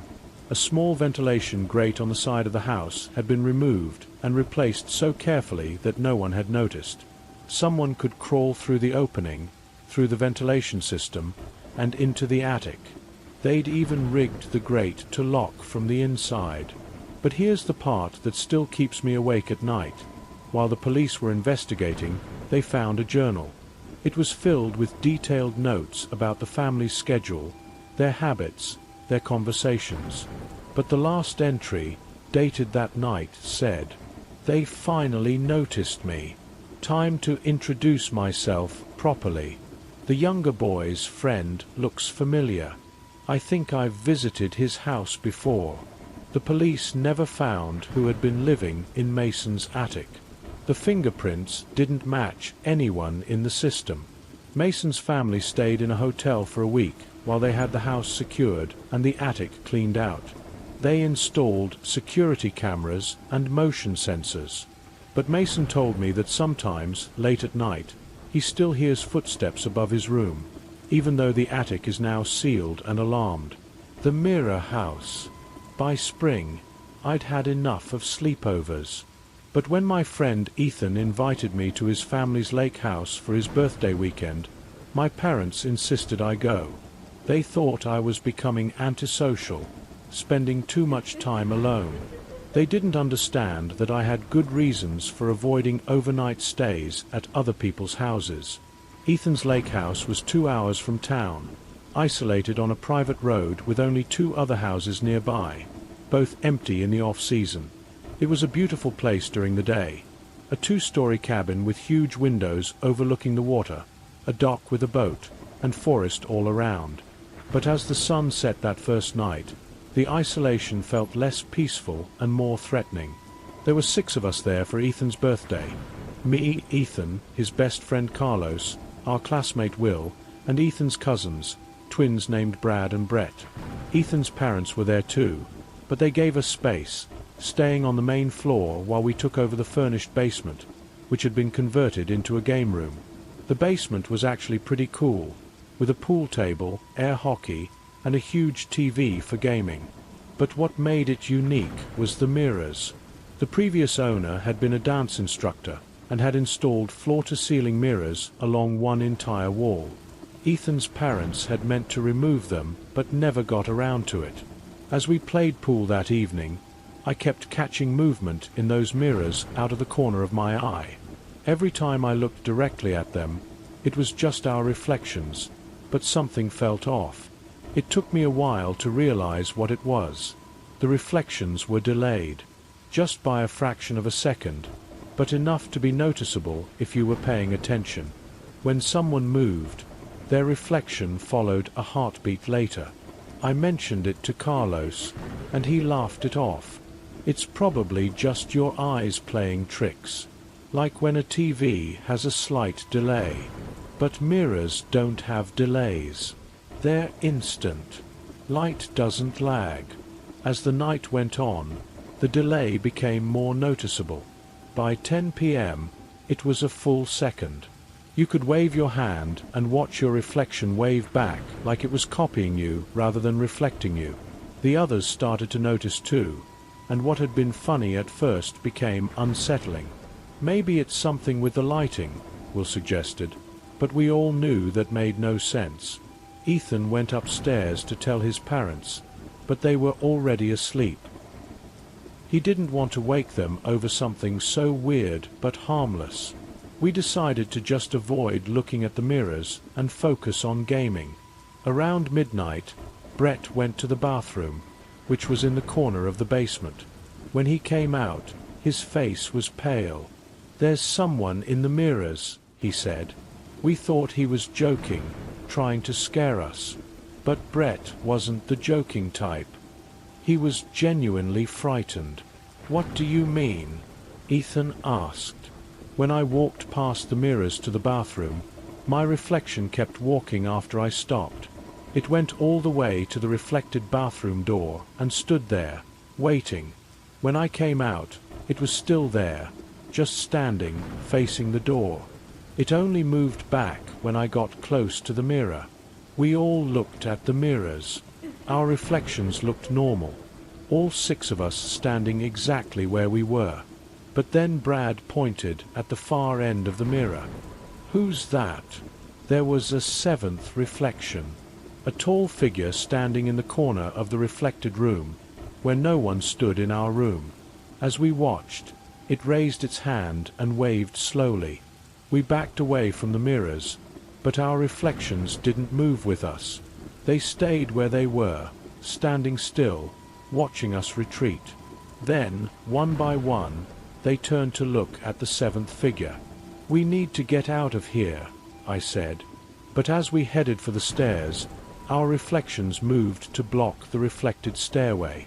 They stood shoulder to shoulder, preventing access to the reflected exit. It shouldn't have mattered. They were just reflections. But somehow, when we tried to reach the actual stairs, we found ourselves unable to move past a certain point, as if an invisible barrier matched the one in the mirror. The 7th figure in the mirror started walking toward our frozen reflections. It was tall and thin, wearing what looked like old-fashioned clothing. Its face was obscured, blurry, like someone had smudged it with their thumb. It reached out and touched Brad's reflection on the shoulder. In our world, Brad screamed and grabbed his shoulder. "It's cold. Something's touching me." We could see frost forming on his shirt where his reflection was being touched. The figure in the mirror moved to Brett's reflection next, and the same thing happened. Ice-cold contact that we could feel but not see in our world. Carlos had an idea. He grabbed a pool cue and swung it at the mirrors. It should have shattered them, but the cue bounced off like the mirrors were made of rubber. The impact didn't even make a sound. In the reflection, Carlos's reflection hadn't moved at all. The figure touched each of our reflections in turn, and each time we felt that terrible cold. Then it did something worse. It grabbed Ethan's reflection by the hand and started pulling it toward the dark corner of the reflected room, a corner that in our room led to a storage closet. Ethan was dragged along in our world, his feet sliding across the floor against his will. We grabbed him, all of us, trying to hold him back, but the force was too strong. He was pulled to the storage closet door, which flew open on its own. Inside the closet, instead of stored furniture and boxes, was darkness. Not normal darkness, but a thick, tangible black that seemed to reach out with tendrils. Ethan was being pulled toward it. That's when Ethan's dad appeared on the stairs, probably woken by our screaming. He saw us struggling, saw Ethan being dragged toward the closet, and reacted instantly. He grabbed a hammer from his toolbox and smashed the mirrors. This time they shattered, exploding into thousands of pieces. The force pulling Ethan released so suddenly that we all fell backward. The closet door slammed shut, and the basement lights flickered but stayed on. Ethan's dad demanded to know what was happening, but how could we explain? He saw our terror, though, and didn't question when we refused to stay in the basement. We spent the rest of the night in the living room upstairs, with all the lights on. The next morning, Ethan's dad went to clean up the broken mirrors. He came back up looking confused and disturbed. "The mirrors are intact," he said. "There's no broken glass." We went down to look. The mirrors were whole, undamaged, reflecting the room normally. But in the corner of one mirror, barely visible, was a handprint in frost, and sometimes if you looked at just the right angle, you could see a seventh reflection standing in the corner, waiting. The last sleepover. After the lake house incident, I was done. No more sleepovers, no more overnight stays, nothing. I'd seen too much, experienced things that shouldn't exist. My parents thought I was being dramatic, but they didn't push it. Summer came, and I thought I was safe. Then my best friend since kindergarten, David, called. His parents were going through a divorce, and he was having a really hard time. He begged me to come over, said he didn't want to be alone in the house while his mom worked the night shift at the hospital. How could I say no to that? David lived in an apartment complex, 3rd floor, no basement, no attic, no creepy mirrors or mysterious woods. Just a normal 3-bedroom apartment with thin walls and noisy neighbors. I figured it was the safest possible sleepover location. I arrived around 7 p.m. on a Thursday night. David looked exhausted, stressed from everything going on with his family. We ordered pizza and tried to play video games, but his heart wasn't in it. He kept checking his phone, hoping his dad would text, but there was nothing. "He's staying with my uncle," David explained. "Won't even tell me the address." We gave up on gaming and just talked instead. David vented about the divorce, about how the apartment felt empty without his dad, about how his mom cried when she thought he wasn't listening. I let him talk, remembering why we'd been friends for so long. David was a good person going through a terrible time. Around 11 p.m., we were getting ready for bed when we heard it, a knock at the front door. 3 slow, deliberate knocks. David looked confused. Mom doesn't get home until 7 a.m., and she has a key. We went to the door and looked through the peephole. The hallway was empty. David was about to open the door when I stopped him, remembering all the strange things that had happened at other sleepovers. "Just leave it," I said. "If it's important, they'll knock again." We went back to David's room, but a few minutes later, the knocking came again. 3 knocks, same rhythm. David checked the peephole again. Empty hallway. "Maybe it's the neighbor's door," David suggested, but we both knew the sound was coming from his door. The 3rd time it happened, we were ready. David stood at the peephole while I waited by the door. The knocks came, and David shook his head, indicating no one was there. But then he gasped. "There's someone at the end of the hall," he whispered. "Just standing there, facing this way." I looked through the peephole. At the far end of the hallway, barely visible in the dim emergency lighting, was a figure. They weren't moving, just standing there, and I couldn't make out any details except that they seemed to be wearing dark clothes. We backed away from the door and called the apartment security. The guard said he'd check it out. We watched through the peephole as he arrived, flashlight in hand. He walked down the hallway, checked the stairwells, then came to our door. "No one out here, boys," he said through the door. "You sure you saw someone?" We insisted we had, but he found nothing. He promised to do extra rounds on our floor and left. We tried to go to sleep, but neither of us could. We sat in the living room with the TV on, volume low, trying to distract ourselves. At 2 a.m., the doorknob turned. We both saw it, a slow rotation like someone testing if it was locked. It was. The knob turned back and forth a few times, then stopped. We held our breath, waiting. Then we heard a voice, soft and muffled through the door. "David, it's Dad. Let me in." David jumped up, but I grabbed his arm. Something was wrong. David's dad had a deep, distinctive voice. This voice was trying to sound like him, but was off, like someone doing an impersonation. "Dad!" David called out. "What are you doing here? Your mom asked me to come." "Open the door, son." David looked at me, uncertain. I shook my head. His mom wouldn't have called his dad.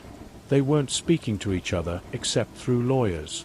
"I'm going to call Mom first," David said loudly. The voice changed, became angry. "Open the door right now, David. I'm your father." But the anger made the voice slip. It wasn't even close to his dad's voice anymore. It was higher, raspier, like someone with a throat injury trying to yell. David called his mom, hands shaking. She answered on the third ring, confused and alarmed. When David asked if she'd called his dad, she said absolutely not, and that his dad was in another city visiting his brother. She told us to call 911 immediately. While David was on the phone with the police, the knocking started again. But this time it wasn't on our door. It was on the apartment door next to ours, then the one across the hall, then another. The person was knocking on every door on the floor. 3 knocks each, methodical and patient. We heard other residents starting to complain, voices raised in confusion and annoyance. Someone opened their door and yelled, "What the hell is wrong with you?" followed immediately by a scream and the sound of a door slamming. The police arrived within minutes, multiple units this time. We heard them in the hallway, voices commanding someone to stop, to get on the ground.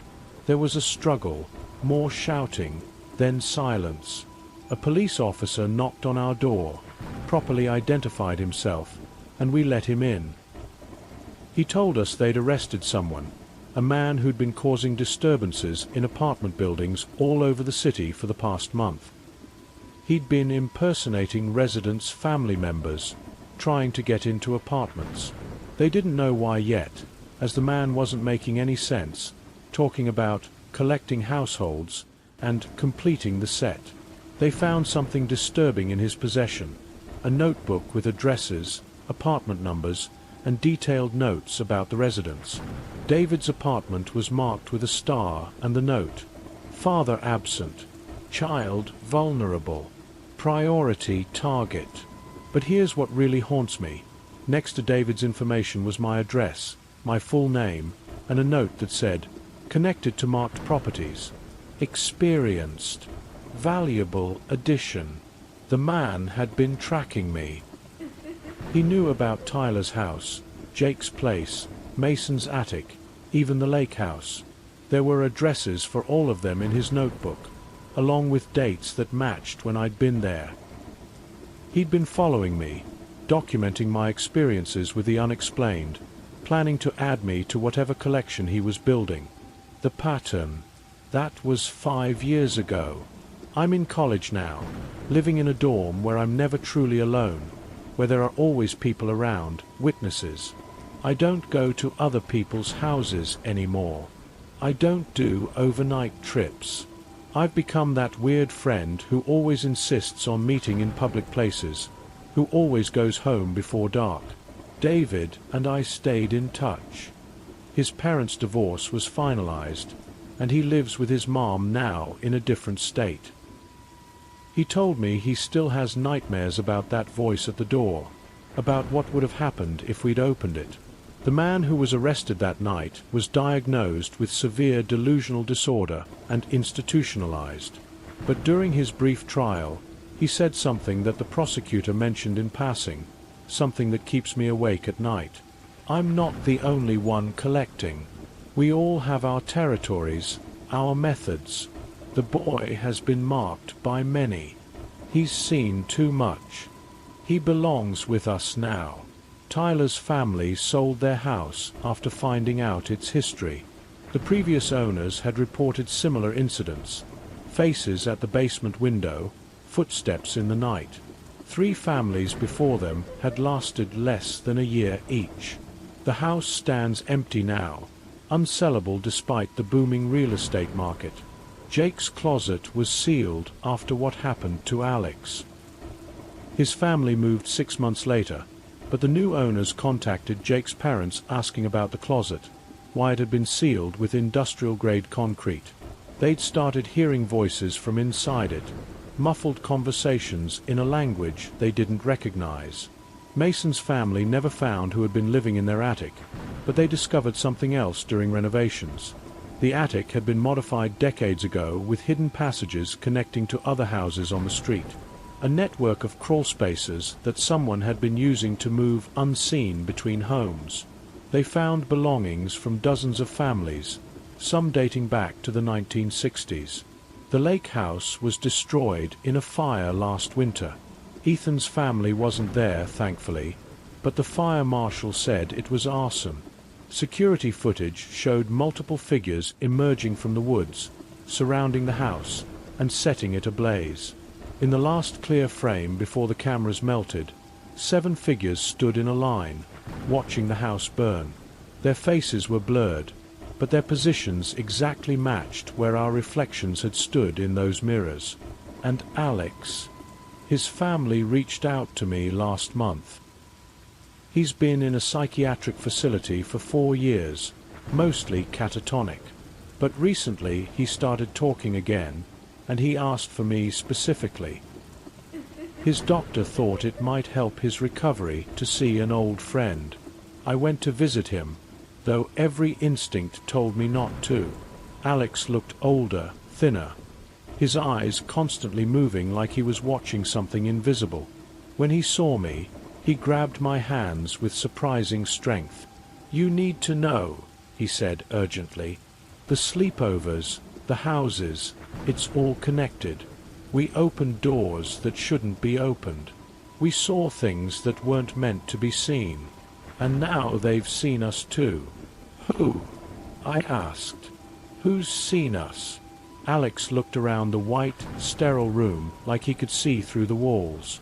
"The ones who live in the spaces between.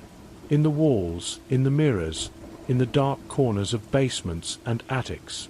They've always been there, waiting for someone to notice them. And once you notice them, they notice you back. Forever." He pulled me closer, his voice dropping to a whisper. "They're collecting people like us, people who've seen them, building something. I can feel it when I close my eyes, like a web spreading across the country, connecting every house where something impossible happened. And at the center of the web—" He trailed off, his eyes going wide with fear. "What's at the center?" I pressed. "Home," he whispered. "They're building a home for all of us. A place where the impossible is normal, where the things that hide can walk freely. And one day, they're going to bring us all there. Every person who's ever seen them, ever experienced them. They're going to bring us home."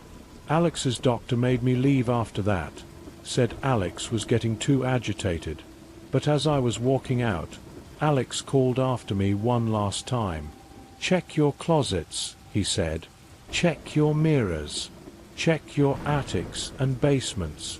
They're already there, in every house, waiting. The sleepovers were just the beginning. They wanted us to find them. And now that we have, we belong to them." I drove home in silence, trying to dismiss Alex's words as delusions. But when I got to my dorm room, I found something that made my blood freeze. Slipped under my door was a photograph. It showed me sleeping in my dorm bed, taken from inside my room. On the back, in handwriting I didn't recognize, were 5 words. "Ready for one last sleepover?" I changed rooms the next day, then changed dorms the day after that. But the photographs keep coming. Different angles, different times, but always me sleeping, always with messages on the back. The collection is almost complete. Your friends are waiting. Time to come home. The spaces between are opening. One last sleepover to end them all. I don't sleep much anymore. I've installed cameras, motion sensors, every security measure I can afford. But I know it won't matter. Whatever started during those sleepovers 5 years ago isn't finished with us. Alex was right.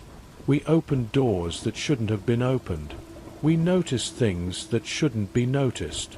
And now we're part of something larger, something that's been building for decades, maybe centuries. Sometimes, late at night, I can feel them watching. From the corners of my room, from behind my mirror, from the ventilation grates in the ceiling. They're patient, these collectors, these things that live in the spaces between. They know they have all the time in the world. Because once you've seen them, you can never unsee them.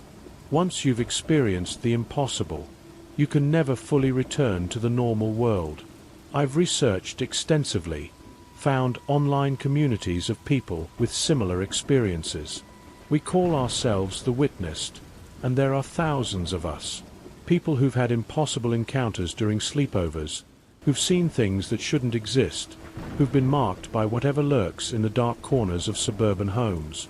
We share our stories, trying to find patterns, trying to understand what's happening to us. Some think it's interdimensional beings studying humanity. Others believe it's something older, primordial entities that have always lived alongside us, hidden in plain sight. A few insist we're all suffering from mass delusion, that none of it is real. But we all agree on one thing: it's spreading. More reports come in every day. More impossible sleepovers, more vanished children, more things in mirrors and closets and attics. Whatever this is, it's accelerating. Last week, I got a message from Tyler. He'd been quiet for years, trying to forget what happened, but he'd started having dreams, the same dream every night. In it, all of us, me, Tyler, Marcus, Jesse, Jake, Sam, Calvin, Ethan, Carlos, Will, Brad, Brett, David, even Alex, are together in a house.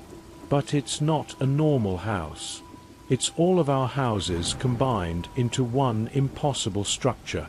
Tyler's basement leads to Jake's closet, which opens into Mason's attic, which has mirrors showing Ethan's lake house, which has a door to David's apartment. And we're not alone in the house. The things that watched us, stalked us, tried to take us, they're all there too. The painted faces, the collectors, the ones who lived in our attics and walls. But in the dream, they're not threatening. They're welcoming us home. Tyler's not the only one having this dream. We all are. Every person who was at those sleepovers, every person who's been marked. The same dream, night after night, getting more vivid, more real. And in the dream, there's a date. A specific date when we're all supposed to arrive at this impossible house. That date is tomorrow. I don't know what's going to happen. I don't know if I'll be able to resist whatever pull is drawing us all together. Part of me wants to run, to get as far away as possible. But another part, a part that grows stronger every day, wants to go. Wants to finally understand what this has all been about. Wants to see what's at the center of the web Alex described. I'm leaving this account as a record, in case something happens to us. In case we don't come back from wherever we're being drawn. If you're reading this, and you have children, be careful about sleepovers. Pay attention to strange noises, to things that don't quite make sense, to the feeling of being watched. Don't dismiss their fears as imagination. The things that hide in houses are real, and they're looking for specific people. People like us. People who are willing to look into the darkness and see what looks back. And if you've already seen them, if you've already been marked, then you know what I know. There's no escaping this. We opened a door that can't be closed. We're part of their collection now, and collections are meant to be complete. Tomorrow, one way or another, this all ends. Or perhaps, it truly begins. The last sleepover is calling, and I don't think any of us can refuse the invitation. The photographs. I thought I was done with sleepovers after everything that happened when I was younger. But life has a way of forcing you back into situations you've tried to avoid. When I was 16, my cousin Michael called me in tears. His parents had died in a car accident, and he was staying with our grandmother while the estate was being settled. He begged me to come stay for a few nights, said he couldn't handle being in that old house with just our elderly grandmother for company. How could I refuse? Michael was only 14, and he'd just lost everything. So I packed a bag and drove the 2 hours to my grandmother's house, a sprawling Victorian that had been in our family for 4 generations. I hadn't been there in years, not since I was little, and I'd forgotten how isolated it was, surrounded by farmland with the nearest neighbor a mile away. Grandmother was frilier than I remembered, moving slowly with a walker, her mind still sharp but her body failing. She put us in the twin bedroom on the 3rd floor, the same room my father and uncle had shared as children. The room was exactly as I remembered it.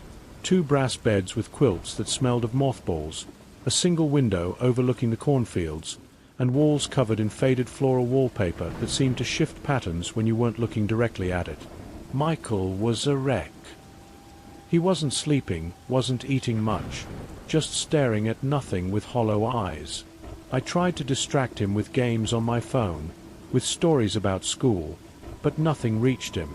That first night, he finally opened up about the accident. They were coming to pick me up from practice, he said, his voice barely a whisper. If I hadn't stayed late, if I'd been in the car with them. You can't think like that, I told him, but I understood the survivor's guilt eating at him. Around midnight, unable to sleep, I heard Michael get up and leave the room. I followed him, worried he might hurt himself in his grief. I found him in the attic, which was strange because I didn't even know there was an attic access on the 3rd floor. He was standing in front of an old trunk, holding a photograph. "Look at this," he said, handing it to me. It was an old black and white photo of 2 boys standing in front of the house. They looked about our age, wearing clothes from maybe the 1950s. What was unsettling was how much they looked like us. The resemblance was uncanny. "There's more," Michael said, pulling out a stack of photographs. We went through them by flashlight, finding dozens of photos spanning decades. In each one, 2 boys stood in front of the house, and in each one, the boys looked eerily similar to us. Different clothes, different eras, but the same faces, the same poses, even the same expressions. "This is weird," I said, understating the creeping dread I felt. At the bottom of the trunk was a leather journal. Michael opened it, and we read the first entry, dated 1922. "The boys arrived today. They look exactly as expected. The house has chosen well, as it always does. The ceremony will commence tomorrow night when the moon is dark." We exchanged glances. Michael flipped through more pages, finding similar entries every few years. Always 2 boys, always looking the same, always mentioning the house, choosing them. The last entry was dated just a week ago, in our grandmother's shaky handwriting. "They're finally here. After so long, the house has brought them home. Tomorrow night, the cycle continues." We stood there in the dusty attic, the implications washing over us. Our grandmother had been expecting us. The house had been expecting us. But for what? We went back to our room and tried to rationalize what we'd found. Maybe it was a family history project, documenting how genetics made family members look similar across generations. Maybe the journal entries were fiction, our grandmother's attempt at writing a horror story. We almost convinced ourselves it was all coincidence. Then we heard the camera click. It was an old sound, like those vintage cameras with the flash bulbs. We both turned toward the door, where a bright flash temporarily blinded us. When our vision cleared, no one was there. We ran to the hallway, but it was empty. We checked on our grandmother, but she was asleep in her room on the 1st floor, too frail to have climbed the stairs that quickly. Back in our room, Michael noticed something that made his face go pale. On the dresser was a new photograph, still developing like a Polaroid. As we watched, our images appeared in the photo. Two boys standing in the bedroom, looking confused and frightened. It was us, taken moments ago, but the photo looked decades old, black and white with worn edges. "We need to leave," I said. But when we tried to open the bedroom door, it wouldn't budge. Not locked, not stuck, just immovable, like it had become part of the wall. The window was the same, sealed shut by something more than paint or age. We were trapped. That's when we heard footsteps on the stairs. Slow, measured steps that didn't match our grandmother's shuffling gait. They stopped outside our door, and we heard that camera sound again, the mechanical click and whir of film advancing. A photograph slid under the door. This one showed two boys from maybe the 1970s, standing in the same room we were in now. But in the background, barely visible, were other figures. Dozens of them, filling the room, all young boys who looked exactly like us. Michael picked up the photo with shaking hands and turned it over. On the back, in different handwriting styles layered over each other, were the same two words repeated dozens of times. "Still here." The camera clicked again, and another photo appeared. This one was of us, taken from inside the room, though we were alone. But our faces were different in the photo, older somehow, our eyes hollow and staring at nothing. "The house needs us." Our grandmother's voice came through the door, but it didn't sound like her. It was her voice layered with others, a chorus of elderly voices speaking in unison. Every generation, it calls two home, two to stay, two to watch, two to wait for the next pair. We heard more cameras clicking, from the walls, from the ceiling, from under the beds. Photos began appearing everywhere, sliding out from cracks in the wallpaper, falling from the ceiling like snow. All showed boys who looked like us, in different eras, all in this house, all with the same frightened expressions slowly morphing into blank acceptance. Michael grabbed the old iron poker from the fireplace and started attacking the window. The glass wouldn't break. It wasn't even glass anymore, but something that looked like a photograph of a window, flat and lifeless. The walls were changing too, becoming grainy and monochrome, like we were being pulled into an old photograph ourselves. "It's not just the house," Michael said, understanding flooding his face. "Our parents, the accident. The house called us here. It arranged everything." The photos kept coming, now showing us doing things we hadn't done yet. Standing calmly by the beds, sitting at a desk, writing in a journal, walking down the stairs with blank expressions.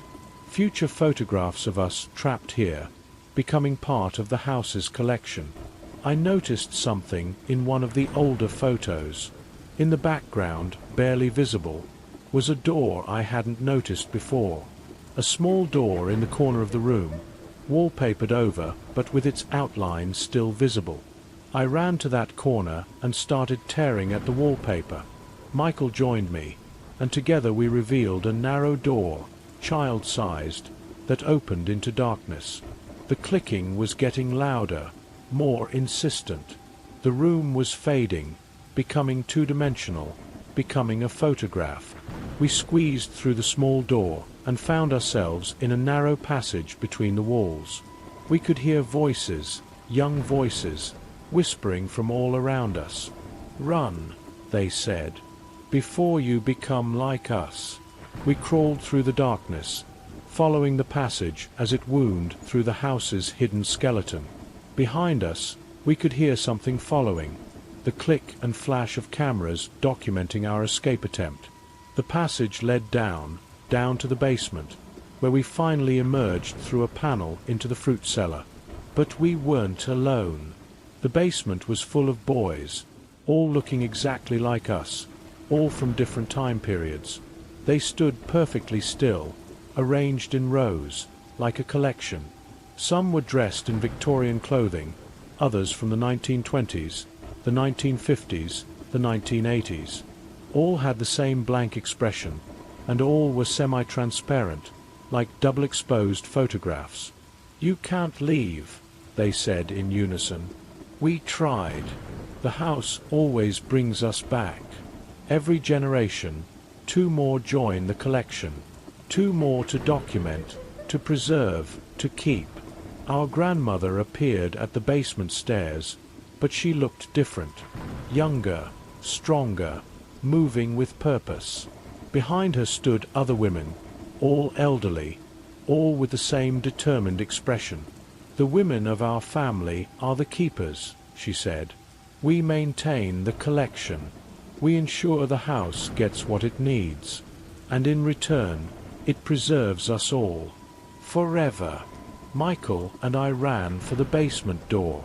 It opened miraculously, and we burst out into the night. We ran through the cornfield, not looking back, hearing the clicking of phantom cameras pursuing us. We made it to my car and drove away, not stopping until we were 3 towns over. We thought we'd escaped. But when we finally stopped at a gas station and I checked my phone, every photo in my gallery had changed. Every selfie, every random shot, now showed those same boys from the house, standing where I should be. And in the most recent photo, taken automatically by my phone, Michael and I stood in front of the gas station, but our faces were already beginning to fade. The fever dream. 3 months after escaping grandmother's house, I was staying with my friend Rob while my parents were out of town. Rob lived in a modern townhouse in a safe subdivision, the kind of place where nothing supernatural could possibly happen. That's what I told myself, anyway. Rob had been my friend since middle school, one of the few people who didn't think I was crazy when I hinted at the strange things I'd experienced. He never pushed for details, just accepted that I had my reasons for avoiding certain situations. That's why I felt safe staying at his place. His parents were home, which made me feel even safer. They were normal, boring adults who watched cooking shows and went to bed at 10 p.m. Rob's little sister Emma was there too, though she mostly stayed in her room video chatting with friends. Everything was normal until Emma got sick. It started around 8 p.m. She came downstairs complaining of a headache and chills. Rob's mom took her temperature, 101.3. Not dangerous, but enough to send Emma to bed early with some Tylenol. Rob and I continued playing games in his room, checking on Emma occasionally. By 10 p.m., her fever had spiked to 103.5. Rob's parents were debating whether to take her to the emergency room when Emma started talking in her sleep, not mumbling or murmuring, but clear, articulate sentences. "They're coming through the walls," she said, her eyes closed, sweat beading on her forehead. "Can't you see them? They're right there, behind the paint." Rob's mom tried to wake her, but Emma wouldn't respond.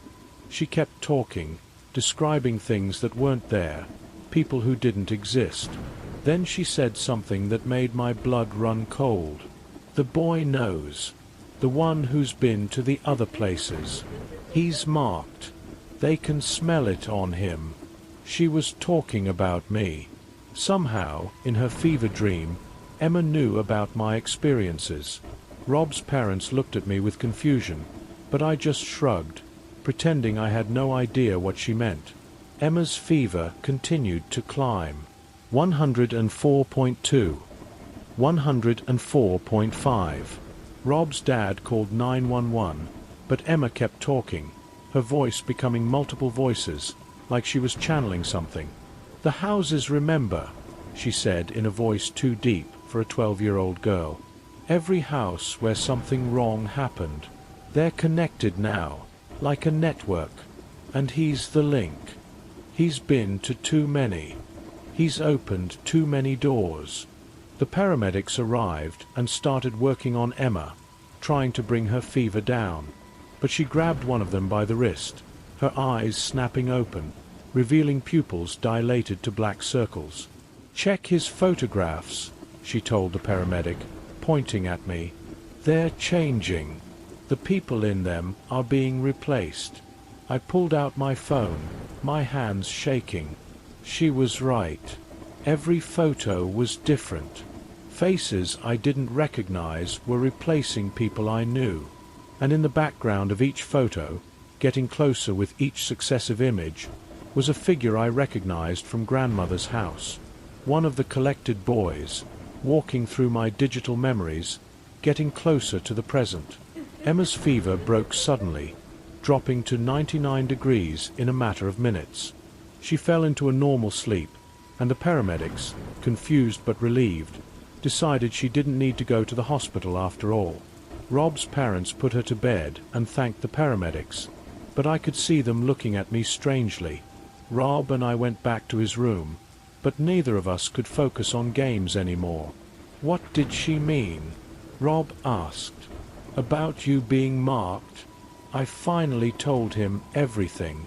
Tyler's house, Jake's closet, the lake house mirrors, grandmother's collection. Rob listened without interrupting, his face growing paler with each story. "Jesus," he said when I finished, "and you think it's all connected?" Before I could answer, Emma appeared in Rob's doorway. But something was wrong. Her eyes were open but unfocused, and she moved with an unnatural fluidity, like she was being puppeteered. "He wants to talk to you," she said in that too-deep voice. "Who?" I asked, though I didn't want to know. Emma's face shifted, and suddenly she looked exactly like one of the boys from grandmother's photos. Same features, same hollow expression, but superimposed over Emma's face like a projection. "We're all connected now," the thing wearing Emma's face said. "Every house you've been to, every entity you've encountered, you're the thread that ties us all together. And we've decided to collect you." Rob tried to grab Emma, to shake her awake, but his hand passed through her like she was made of mist. She was there, but not there, existing in two states at once. "The fever opens doors," Emma's possessed form explained. "Between states, between places. Every sick child becomes a potential gateway. And tonight, in houses across the country, children are burning with fever, and we're coming through." The lights in Rob's room started flickering. On the walls, shadows appeared that didn't match anything in the room. They were shadows of people, dozens of them, all child-sized, all reaching toward me. Emma collapsed, her fever breaking completely, and she seemed to wake up with no memory of what had happened. But the shadows remained, and they were getting more solid.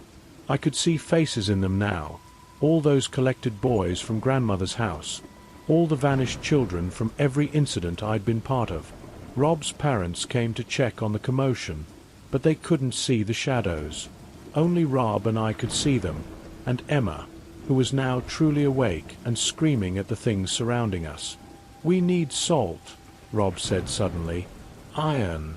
Something traditional." But this wasn't a ghost story with rules we could follow. This was something else, something that fed on broken reality, on the places where impossible things had happened. And I had been to too many of those places. I was a walking weak point in the fabric of the world. The shadows reached for me, and where they touched, I felt myself becoming less solid, less real. I was being collected, pulled into whatever space existed between the walls of reality. Rob tried to pull me back, but his hands were starting to pass through me. That's when Emma did something unexpected. She grabbed her phone and started taking pictures of me, rapid fire, dozens of them. With each flash, I became more solid, more present. "Photographs anchor things," she said, her 12-year-old wisdom surprising us all. "They prove something existed at a specific moment. If I document you enough, they can't erase you." It was working. The shadows pulled back from the camera flashes, and I felt myself solidifying. But Emma's phone was overheating from the constant use, and I could see the shadows regrouping, preparing for another attempt. "Run," Emma said. "Get to somewhere public, with lots of cameras. Security footage, traffic cams, people taking pictures. Make yourself too documented to disappear." Rob and I ran from the house, the shadows following us like smoke. We ran to the 24-hour Walmart 2 blocks away, bursting through the doors into the bright fluorescent lights and security cameras.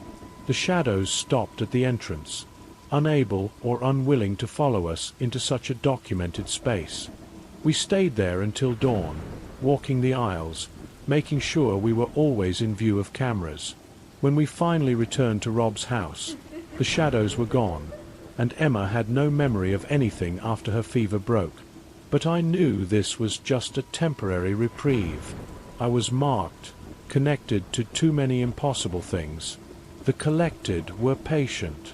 They would wait for another opportunity, another weak point in reality to pull me through. The swimming pool. After the incident at Rob's house, I became paranoid about staying anywhere overnight. But when my swim team made it to the state championships, I had no choice. The meet was 3 hours away, and the whole team was staying at a hotel near the aquatic center. I thought I'd be safe. I was sharing a room with 3 other guys from the team: Kevin, Jorge, and Amit. The hotel was new, modern, part of a chain.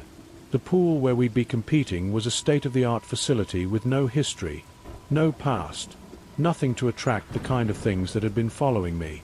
I was wrong. The first night at the hotel was fine. We went to bed early, coach's orders, preparing for the next day's preliminary heats. But around 2 a.m., I woke up to find Kevin standing at the window, staring down at the hotel's indoor pool area. "Look at the water," he said without turning around. I joined him at the window. The pool area was closed, but the underwater lights were still on, giving the water an ethereal blue glow. At first, I didn't see anything unusual. Then I noticed the ripples. The water was moving in patterns that didn't make sense, swirling and spiraling despite no one being in the pool. "There's someone down there," Kevin said. "Under the water." I looked closer and saw he was right. There was a figure at the bottom of the deep end, standing on the pool floor. Standing, not floating. They were perfectly still, arms at their sides, face turned up toward the surface. "We should tell someone," I said, thinking maybe a guest had snuck in and was holding their breath for some stupid social media challenge. But as we watched, another figure appeared beside the first, seeming to walk along the pool bottom from the shallow end. Then another, and another. Within minutes, there were a dozen figures standing at the bottom of the pool, all perfectly still, all looking up. Jorge and Amit woke up, and soon all 4 of us were pressed against the window, watching the impossible scene below. The figures in the pool began to move, not swimming but walking along the bottom in formation, creating patterns. They were spelling something. "W-E," Jorge read out loud. "We what?" The figures continued their underwater choreography. "K-N-O-W. We know. Y-O-U. We know you." They were talking to me. Somehow, these things in the pool knew I was watching. The figures suddenly all turned their faces up toward our window, and even from 4 floors up, I could see they all had the same face. My face. Dozens of versions of me, standing underwater, staring up at me. What the hell? Kevin backed away from the window. I wanted to explain, to tell them about everything that had been happening to me, but how could I? How could I tell them that impossible things followed me, that reality broke down around me? "We need to go down there," Amit said. "See what's really going on." "No," I said quickly. "We should call hotel security." But Kevin was already heading for the door, his curiosity overcoming his fear. The others followed, and I had no choice but to go with them. We took the elevator down to the pool level, the fluorescent lights humming ominously in the empty hallways. The pool area door was locked, but Jorge had learned how to jimmy card readers from YouTube videos. The lock clicked open, and we stepped into the humid, chlorine-scented air of the indoor pool area. The pool was empty. No figures, no disturbances, just calm water reflecting the overhead lights. We stood at the edge, looking down into the clear blue water. Maybe it was a reflection, Amit suggested. Some trick of the light. Then I saw it. At the bottom of the deep end, there was a drain cover.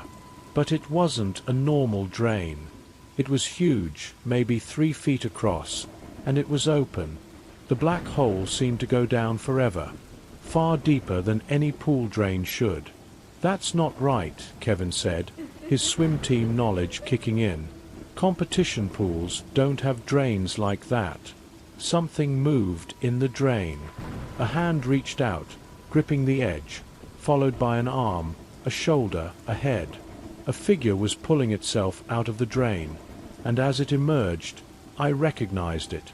It was me, but wrong. This version of me was pale, waterlogged, with milky eyes and blue-tinged lips. More hands appeared in the drain. More versions of me, all drowned, all pulling themselves up from whatever impossible depth that drain connected to. "Run," I said, but my teammates were frozen, staring at the impossible duplicates emerging from the pool drain. The first duplicate climbed out of the pool, water streaming from its clothes, its dead eyes fixed on me. It opened its mouth, and pool water poured out, but it still managed to speak. "Every pool you've ever swum in," it gurgled. "Every time you've gone under the water, you left a piece of yourself behind. We're all the yous that drowned in other timelines, other possibilities. And we've been waiting in the deep places, in the pipes and drains that connect all water everywhere." More duplicates climbed out, each one a drowned version of me from different ages. A 7-year-old me from when I first learned to swim, a 10-year-old me from summer camp, a 13-year-old me from a pool party. All dead, all waterlogged, all walking toward me. My teammates finally snapped out of their trance and ran for the door, but it had locked behind us. Jorge's card trick wouldn't work from the inside. We were trapped with an army of drowned duplicates. "You've been marked by water," the first duplicate said, reaching for me with pruned fingers. "Every time you've been afraid of drowning, even for a second, you created us. We're your fear made flesh, and we've come to make that fear real." I backed toward the shallow end, but duplicates were climbing out of the drain there too. They moved wrong, like their joints were filled with water, sloshing and lurching. My teammates were screaming, pounding on the door, but no one came. That's when I remembered something from all my swimming training. Water is powerful, but it follows rules. Pressure, displacement, fluid dynamics. These things might be supernatural, but they were still made of water. "The pump room," I shouted to my teammates. "There has to be an emergency drain switch." Kevin, thinking more clearly than the rest of us, spotted the maintenance door. It was unlocked, and we rushed inside, finding ourselves in a room full of pipes, filters, and control panels. Kevin, who'd spent summers working at a public pool, found the emergency drain control. "This'll empty the whole pool in minutes," he said, flipping the switch. Alarms blared, and we heard the massive pumps kick into overdrive. Through the doorway, we could see the pool water dropping rapidly, creating a whirlpool that pulled the duplicates back toward the drain. They tried to resist, but they were made of water, and water follows the path of least resistance. The original duplicate, the one who'd spoken, managed to grab the pool edge as it was pulled past. It looked at me with those milky eyes. "This isn't over," it said. "Water has memory. Every drop that's ever touched you remembers. You can't escape something that falls from the sky and flows in your veins. Then it lost its grip and was sucked down the massive drain with the others. The pool emptied completely, leaving only wet concrete and that impossible drain, which slowly closed on its own, sealing whatever passage it had opened to. Hotel security finally arrived, responding to the alarms. They found us in the pump room, shaking and soaked from the spray. We made up a story about hearing weird noises and finding the door open. They reviewed the security footage, but somehow it only showed us entering and then the pool draining. The duplicates didn't appear on camera. The meet was cancelled due to the maintenance issue with the pool. Our team drove home that day, and I never swam competitively again. I couldn't. Every time I looked at water, whether it was a pool, a bathtub, or even a glass, I saw faces in it. My face, drowning over and over again, waiting for another chance to pull me under. The phone calls. 6 months had passed since the pool incident. I'd managed to avoid any overnight stays, any situations that might trigger another impossible event. I was 17 now, almost 18, and I'd started to hope that maybe I'd aged out of whatever made me a target for these things. Then my friend Dennis invited me to stay over during spring break. His parents were going through a rough patch and had taken separate vacations, leaving Dennis alone in the house. He didn't want to be by himself, and despite my better judgment, I agreed to keep him company. Dennis lived in a regular suburban house, 2 stories, nothing special. I'd been there dozens of times during the day without incident, but I'd never stayed overnight, and as the sun set that first evening, I felt the familiar dread creeping in. We were watching a movie when Dennis's phone rang. He looked at the screen, confused. "That's weird," he said. "It's my number." "What do you mean?" "My phone is calling my phone." He showed me the screen. The incoming call showed his name, his picture, his number. "Don't answer it," I said immediately. But Dennis, curious and skeptical of my paranoia, answered. "Hello." His face went pale as he listened. After a moment, he put it on speaker. "Shouldn't have let him in," a voice was saying. It was Dennis's voice, but older, rougher. "He brings them with him. The impossible things. They follow him like a smell. Get him out of the house. Get him out now before." The call cut off. We sat in silence, the movie playing unwatched in the background. "What was that?" Dennis asked. Before I could answer, my phone rang.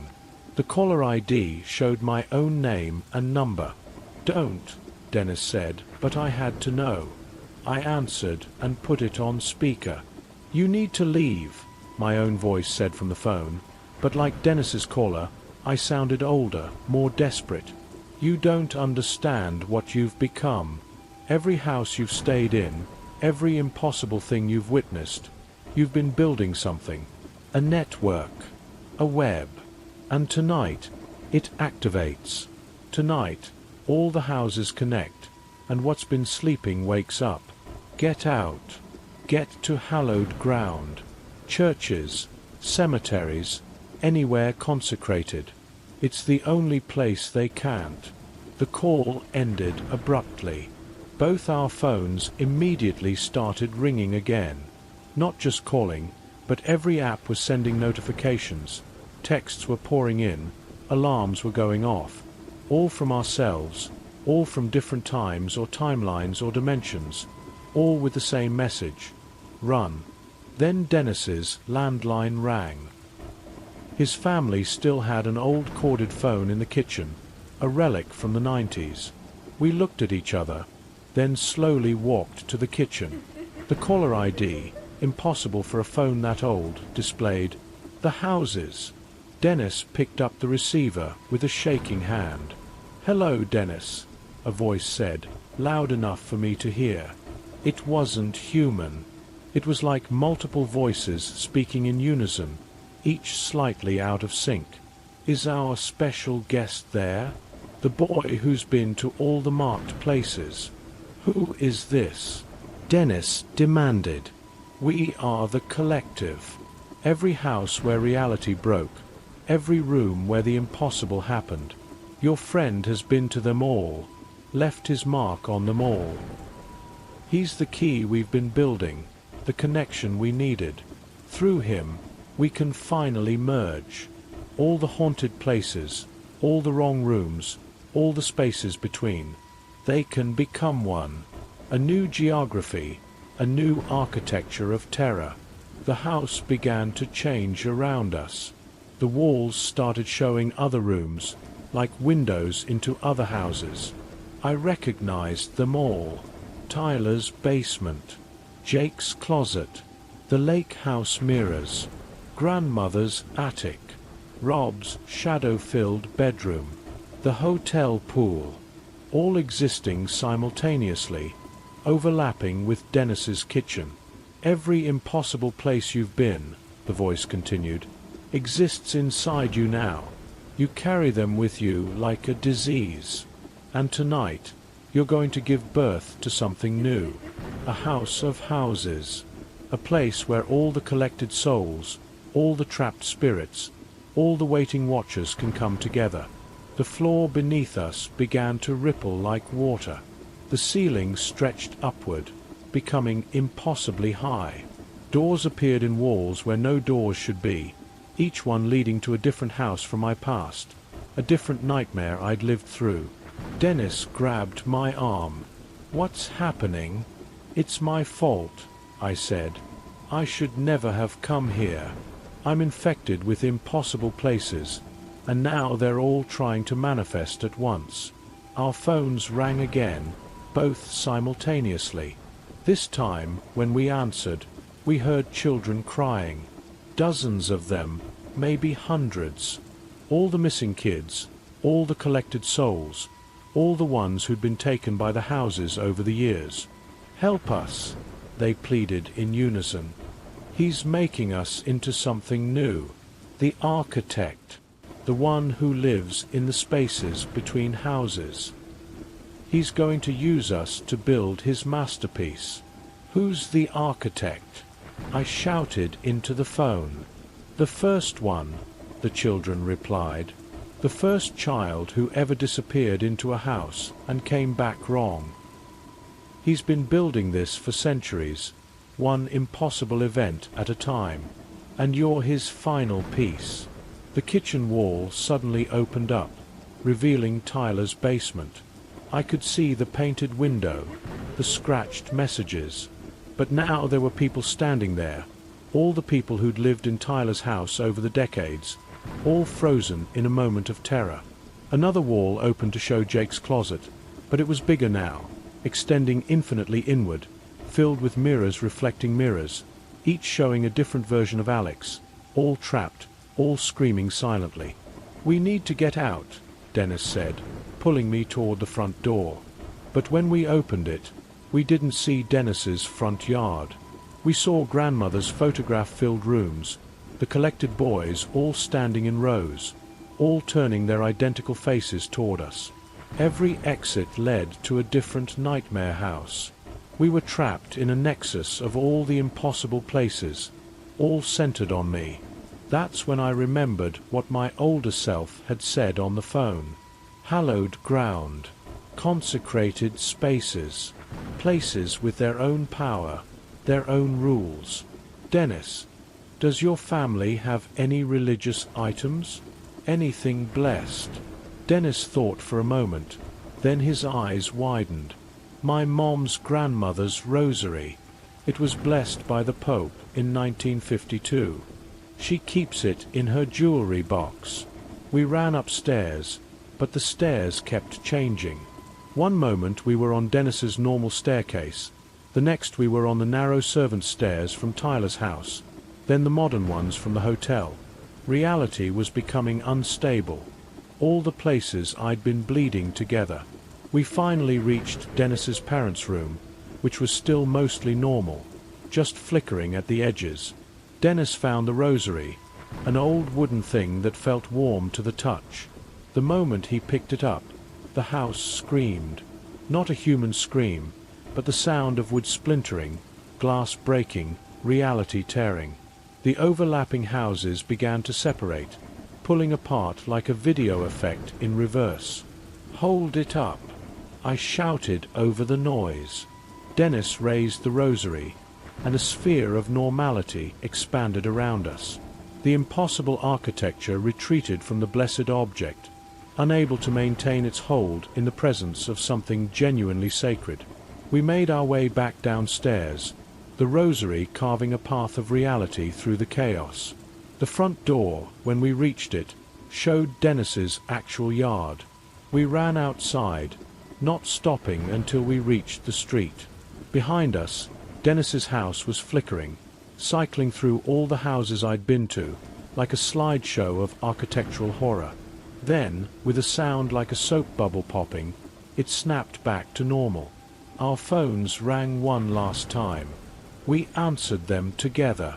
"You escaped," the voice said, but it didn't sound angry. It sounded impressed. "The first one to ever escape the convergence. Interesting. You're stronger than we thought. Perhaps you're not meant to be collected. Perhaps you're meant to be something else." "What?" I asked. "A witness. A chronicler. Someone to document what's happening, to prepare others. Because this was just the first attempt. The houses are patient. They've been waiting for centuries. They can wait a little longer. And next time, they won't underestimate you." The call ended. Dennis and I stood in the street, looking at his perfectly normal house. But I knew it would never be the same. It had been marked now, added to the network. Another node in the growing web of impossible places. The final gathering. I'm 18 now, about to graduate high school. I've spent the last year researching, documenting, trying to understand what's been happening to me. I've found others online, people with similar experiences, all connected by impossible events during sleepovers. We call ourselves the Witnessed, and there are more of us than you'd think. Last week, I received an invitation. Not through the mail, not electronically, but appearing under my pillow while I slept. It was written on old paper, the kind that feels like skin, and the ink seemed to move when I wasn't looking directly at it. "You are cordially invited to the final gathering. June 21st, the summer solstice. The Henderson House, 1428 Blackwood Lane. Come alone. Come prepared. Come to understand." I knew I shouldn't go. Every instinct screamed that this was a trap, but I recognized the address. It was the first house, the one mentioned in all the old records I'd found.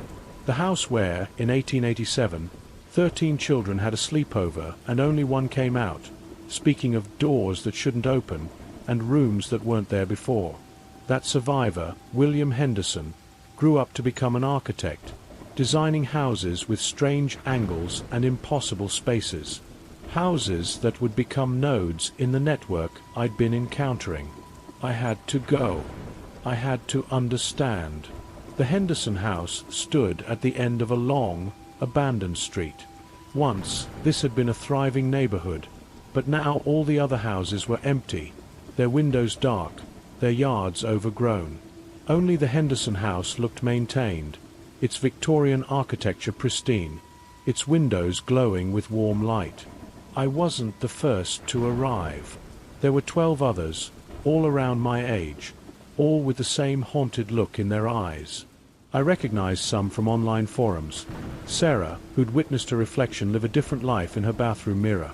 Tom, who'd found a room in his friend's house that existed only between 3 and 4 a.m. Lucy, whose sleepover had ended with her friends aging backwards until they disappeared. We stood on the front lawn, none of us willing to be the first to enter. Finally, the front door opened on its own, and a voice called out, not from the house but from the air itself. "Welcome, witnesses. Please, Come in. Tonight, you learn the truth. We entered together, finding ourselves in a grand foyer that was far too large for the house we'd seen from outside. The ceilings stretched up into darkness, and hallways branched off in directions that shouldn't exist in three-dimensional space. "I am William Henderson," the voice said, and a figure materialized at the top of the grand staircase. He looked maybe 30, not the ancient man he should be. Or rather, I am what William Henderson became after that night in 1887. I was the first to witness the truth about houses, about the spaces humans create and inhabit. He descended the stairs, and as he got closer, I could see he wasn't entirely solid. Parts of him were transparent, showing the wall behind him, and his edges seemed to blur into the air. "Houses are more than structures," he continued.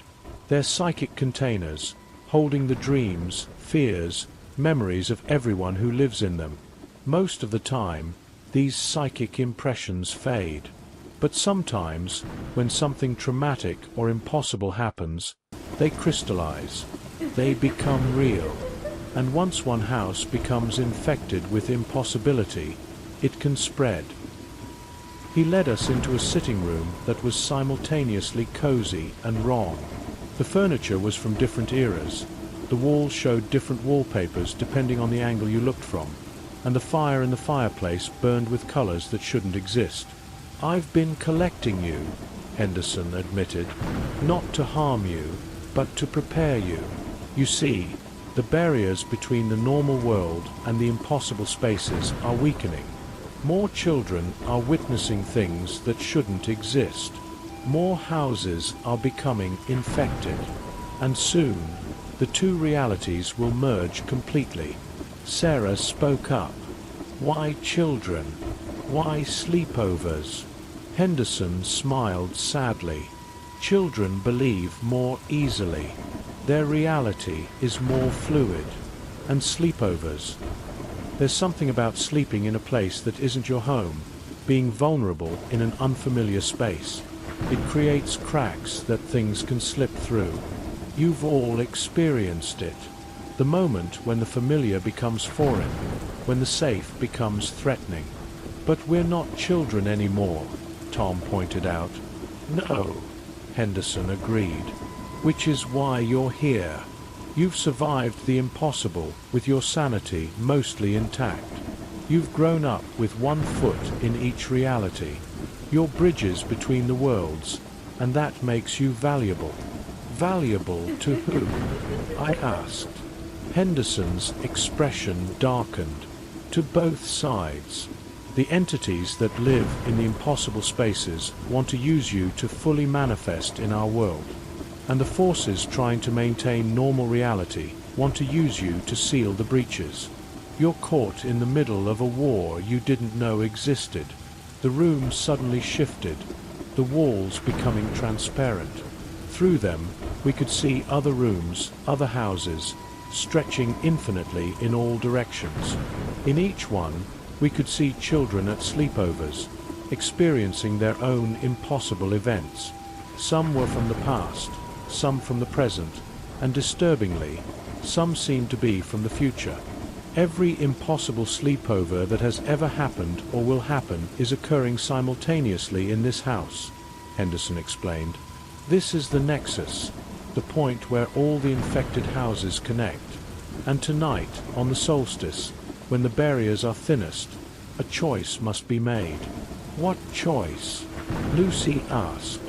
Whether to seal the breaches forever, trapping all the entities on their side and removing magic from the world, or to let the merger happen, allowing the impossible to become possible, but fundamentally changing reality as we know it.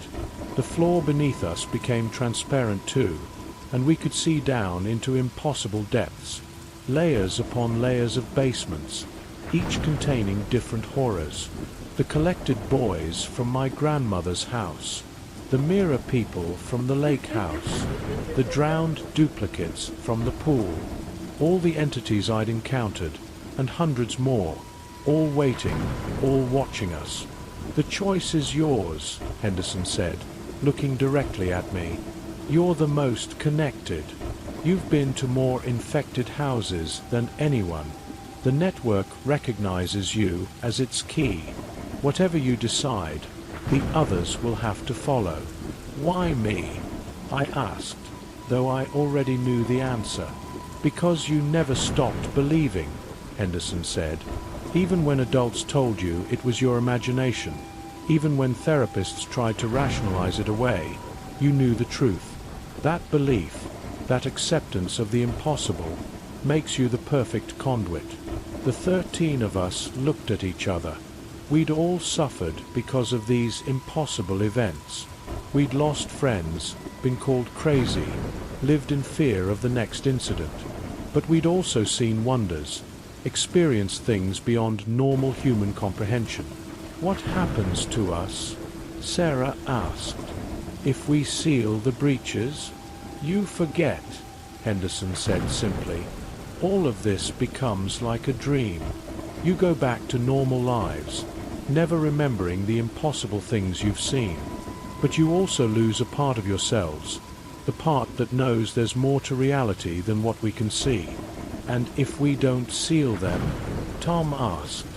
"Then you become like me," Henderson gestured to his semi-transparent form, existing between worlds, never fully in either. Guardians of the threshold, helping others navigate the new reality where impossible things happen every day. The house began to shake, and Henderson looked concerned for the first time. "But you must choose quickly.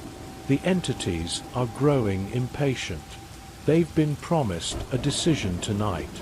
If you don't choose, they'll force their way through, and the merger will be violent, chaotic.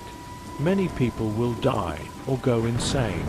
I looked at the others, seeing my own uncertainty reflected in their faces. How could we make such a choice for all of humanity? But then I thought about all the children who would experience what we had, all the terror and confusion, all the families torn apart by things they couldn't understand. "We need to vote," I said. We stood in a circle, and one by one, we stated our choice. 7 voted to seal the breaches, to protect the world from the impossible. 6 voted to let the merger happen, to embrace the strange new reality. As the deciding vote, I closed my eyes and thought about everything I'd experienced. The terror, yes, but also the wonder. The fear, but also the expansion of what I thought was possible. The losses, but also the connections to something greater than ordinary life. I vote. I paused, feeling the weight of reality itself pressing down on me. I vote to seal them, not because I want to forget, but because most people aren't ready. Maybe someday, but not now. The moment the words left my mouth, the house exploded with light. The entities below us screamed in rage and disappointment, but also, strangely, in relief, like they too had been trapped in this liminal state and were ready for resolution. Henderson smiled sadly. "A wise choice, even if it means I cease to exist." "What?" "I'm a product of the merger," he explained, already beginning to fade. "Without the impossible spaces, I can't exist. But don't mourn for me. I've had over a century of existence between worlds. It's time for rest." The house began to fold in on itself, all the impossible rooms collapsing into a single point. The other witnesses and I found ourselves standing in an empty lot, the Henderson house gone as if it had never existed. One by one, the others began to forget, their eyes becoming unfocused, confused about why they were there. But I remembered. Somehow, maybe because I'd been the key, the deciding vote, I retained my memories even as the breaches sealed. I watched as my friends wandered off, returning to normal lives they'd never know had been interrupted. I'm writing this all down because I need someone to know what almost happened, what we prevented. The impossible spaces are sealed now, but seals can break. In another generation, when the world might be ready, the cracks will start to appear again. Children at sleepovers will experience things that shouldn't exist. And maybe next time, the choice will be different. But for now, the world is safe from the impossible. Safe from the wonder and terror of houses that are more than houses, of mirrors that reflect other worlds, of basements that go down forever. We chose safety over magic, normalcy over wonder. I still sometimes dream about them, all those entities trapped on the other side of reality. They're not gone, just separated from us by barriers that I helped strengthen. And sometimes, in those dreams, they don't seem angry. They seem patient, like they know that walls, no matter how strong, always eventually crumble. The sleepovers are over. The impossible has been pushed back. But houses still stand, children still gather, and somewhere, in some small town, a kid is probably telling their friends about the weird noise they heard in the attic, the strange face they saw in the window, the door that wasn't there before. And maybe, just maybe, they're not imagining it. Maybe the seals are already beginning to crack. 10 years later, I'm 28 now, married with a daughter of my own. She's 5, the age when imagination and reality blur together naturally. We live in a perfectly normal house in a perfectly normal neighborhood, and I've never told my wife about what happened when I was young. How could I? Even with my memories intact, it sometimes feels like an elaborate dream.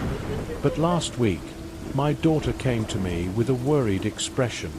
"Daddy," she said, "there's someone in my closet." My blood ran cold, but I kept my voice calm. "What do you mean, sweetheart?" When I close my eyes at night, I can hear them breathing, and sometimes they whisper my name. I wanted to tell her it was just her imagination, that there was nothing to be afraid of. That's what a normal parent would do.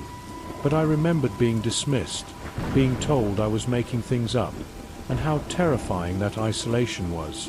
So instead, I sat on her bed and asked, "What do they whisper?" She looked surprised that I was taking her seriously. "They say they're lonely. They say they've been waiting a long time for someone to notice them again. The seals are cracking. I can feel it. 10 years wasn't long enough. The impossible is pressing against the barriers, looking for weak points. And children, with their fluid reality, are always the first to notice. I've started reaching out to the other witnesses, the ones from that night at the Henderson house. Most don't remember me, their memories of the impossible completely erased. But a few, like me, retain something. Sarah dreams of mirrors that show different worlds. Tom sometimes finds doors in his house that weren't there before, though they never open. Lucy's young son has started talking about the backwards kids who visit him at night. We're scattered across the country now, but we're all noticing the same thing. It's starting again. The impossible is seeping back into the world, one child's bedroom at a time. I don't know if we made the right choice 10 years ago. Maybe we just delayed the inevitable. Maybe the merger between realities is destined to happen, and we only bought the world a brief reprieve. But I do know this. My daughter won't face this alone. I won't dismiss her fears or rationalize away her experiences, because I know the truth that most adults have forgotten or never learned. Sometimes the monster in the closet is real. Sometimes the house is alive. Sometimes the sleepover doesn't end when you wake up.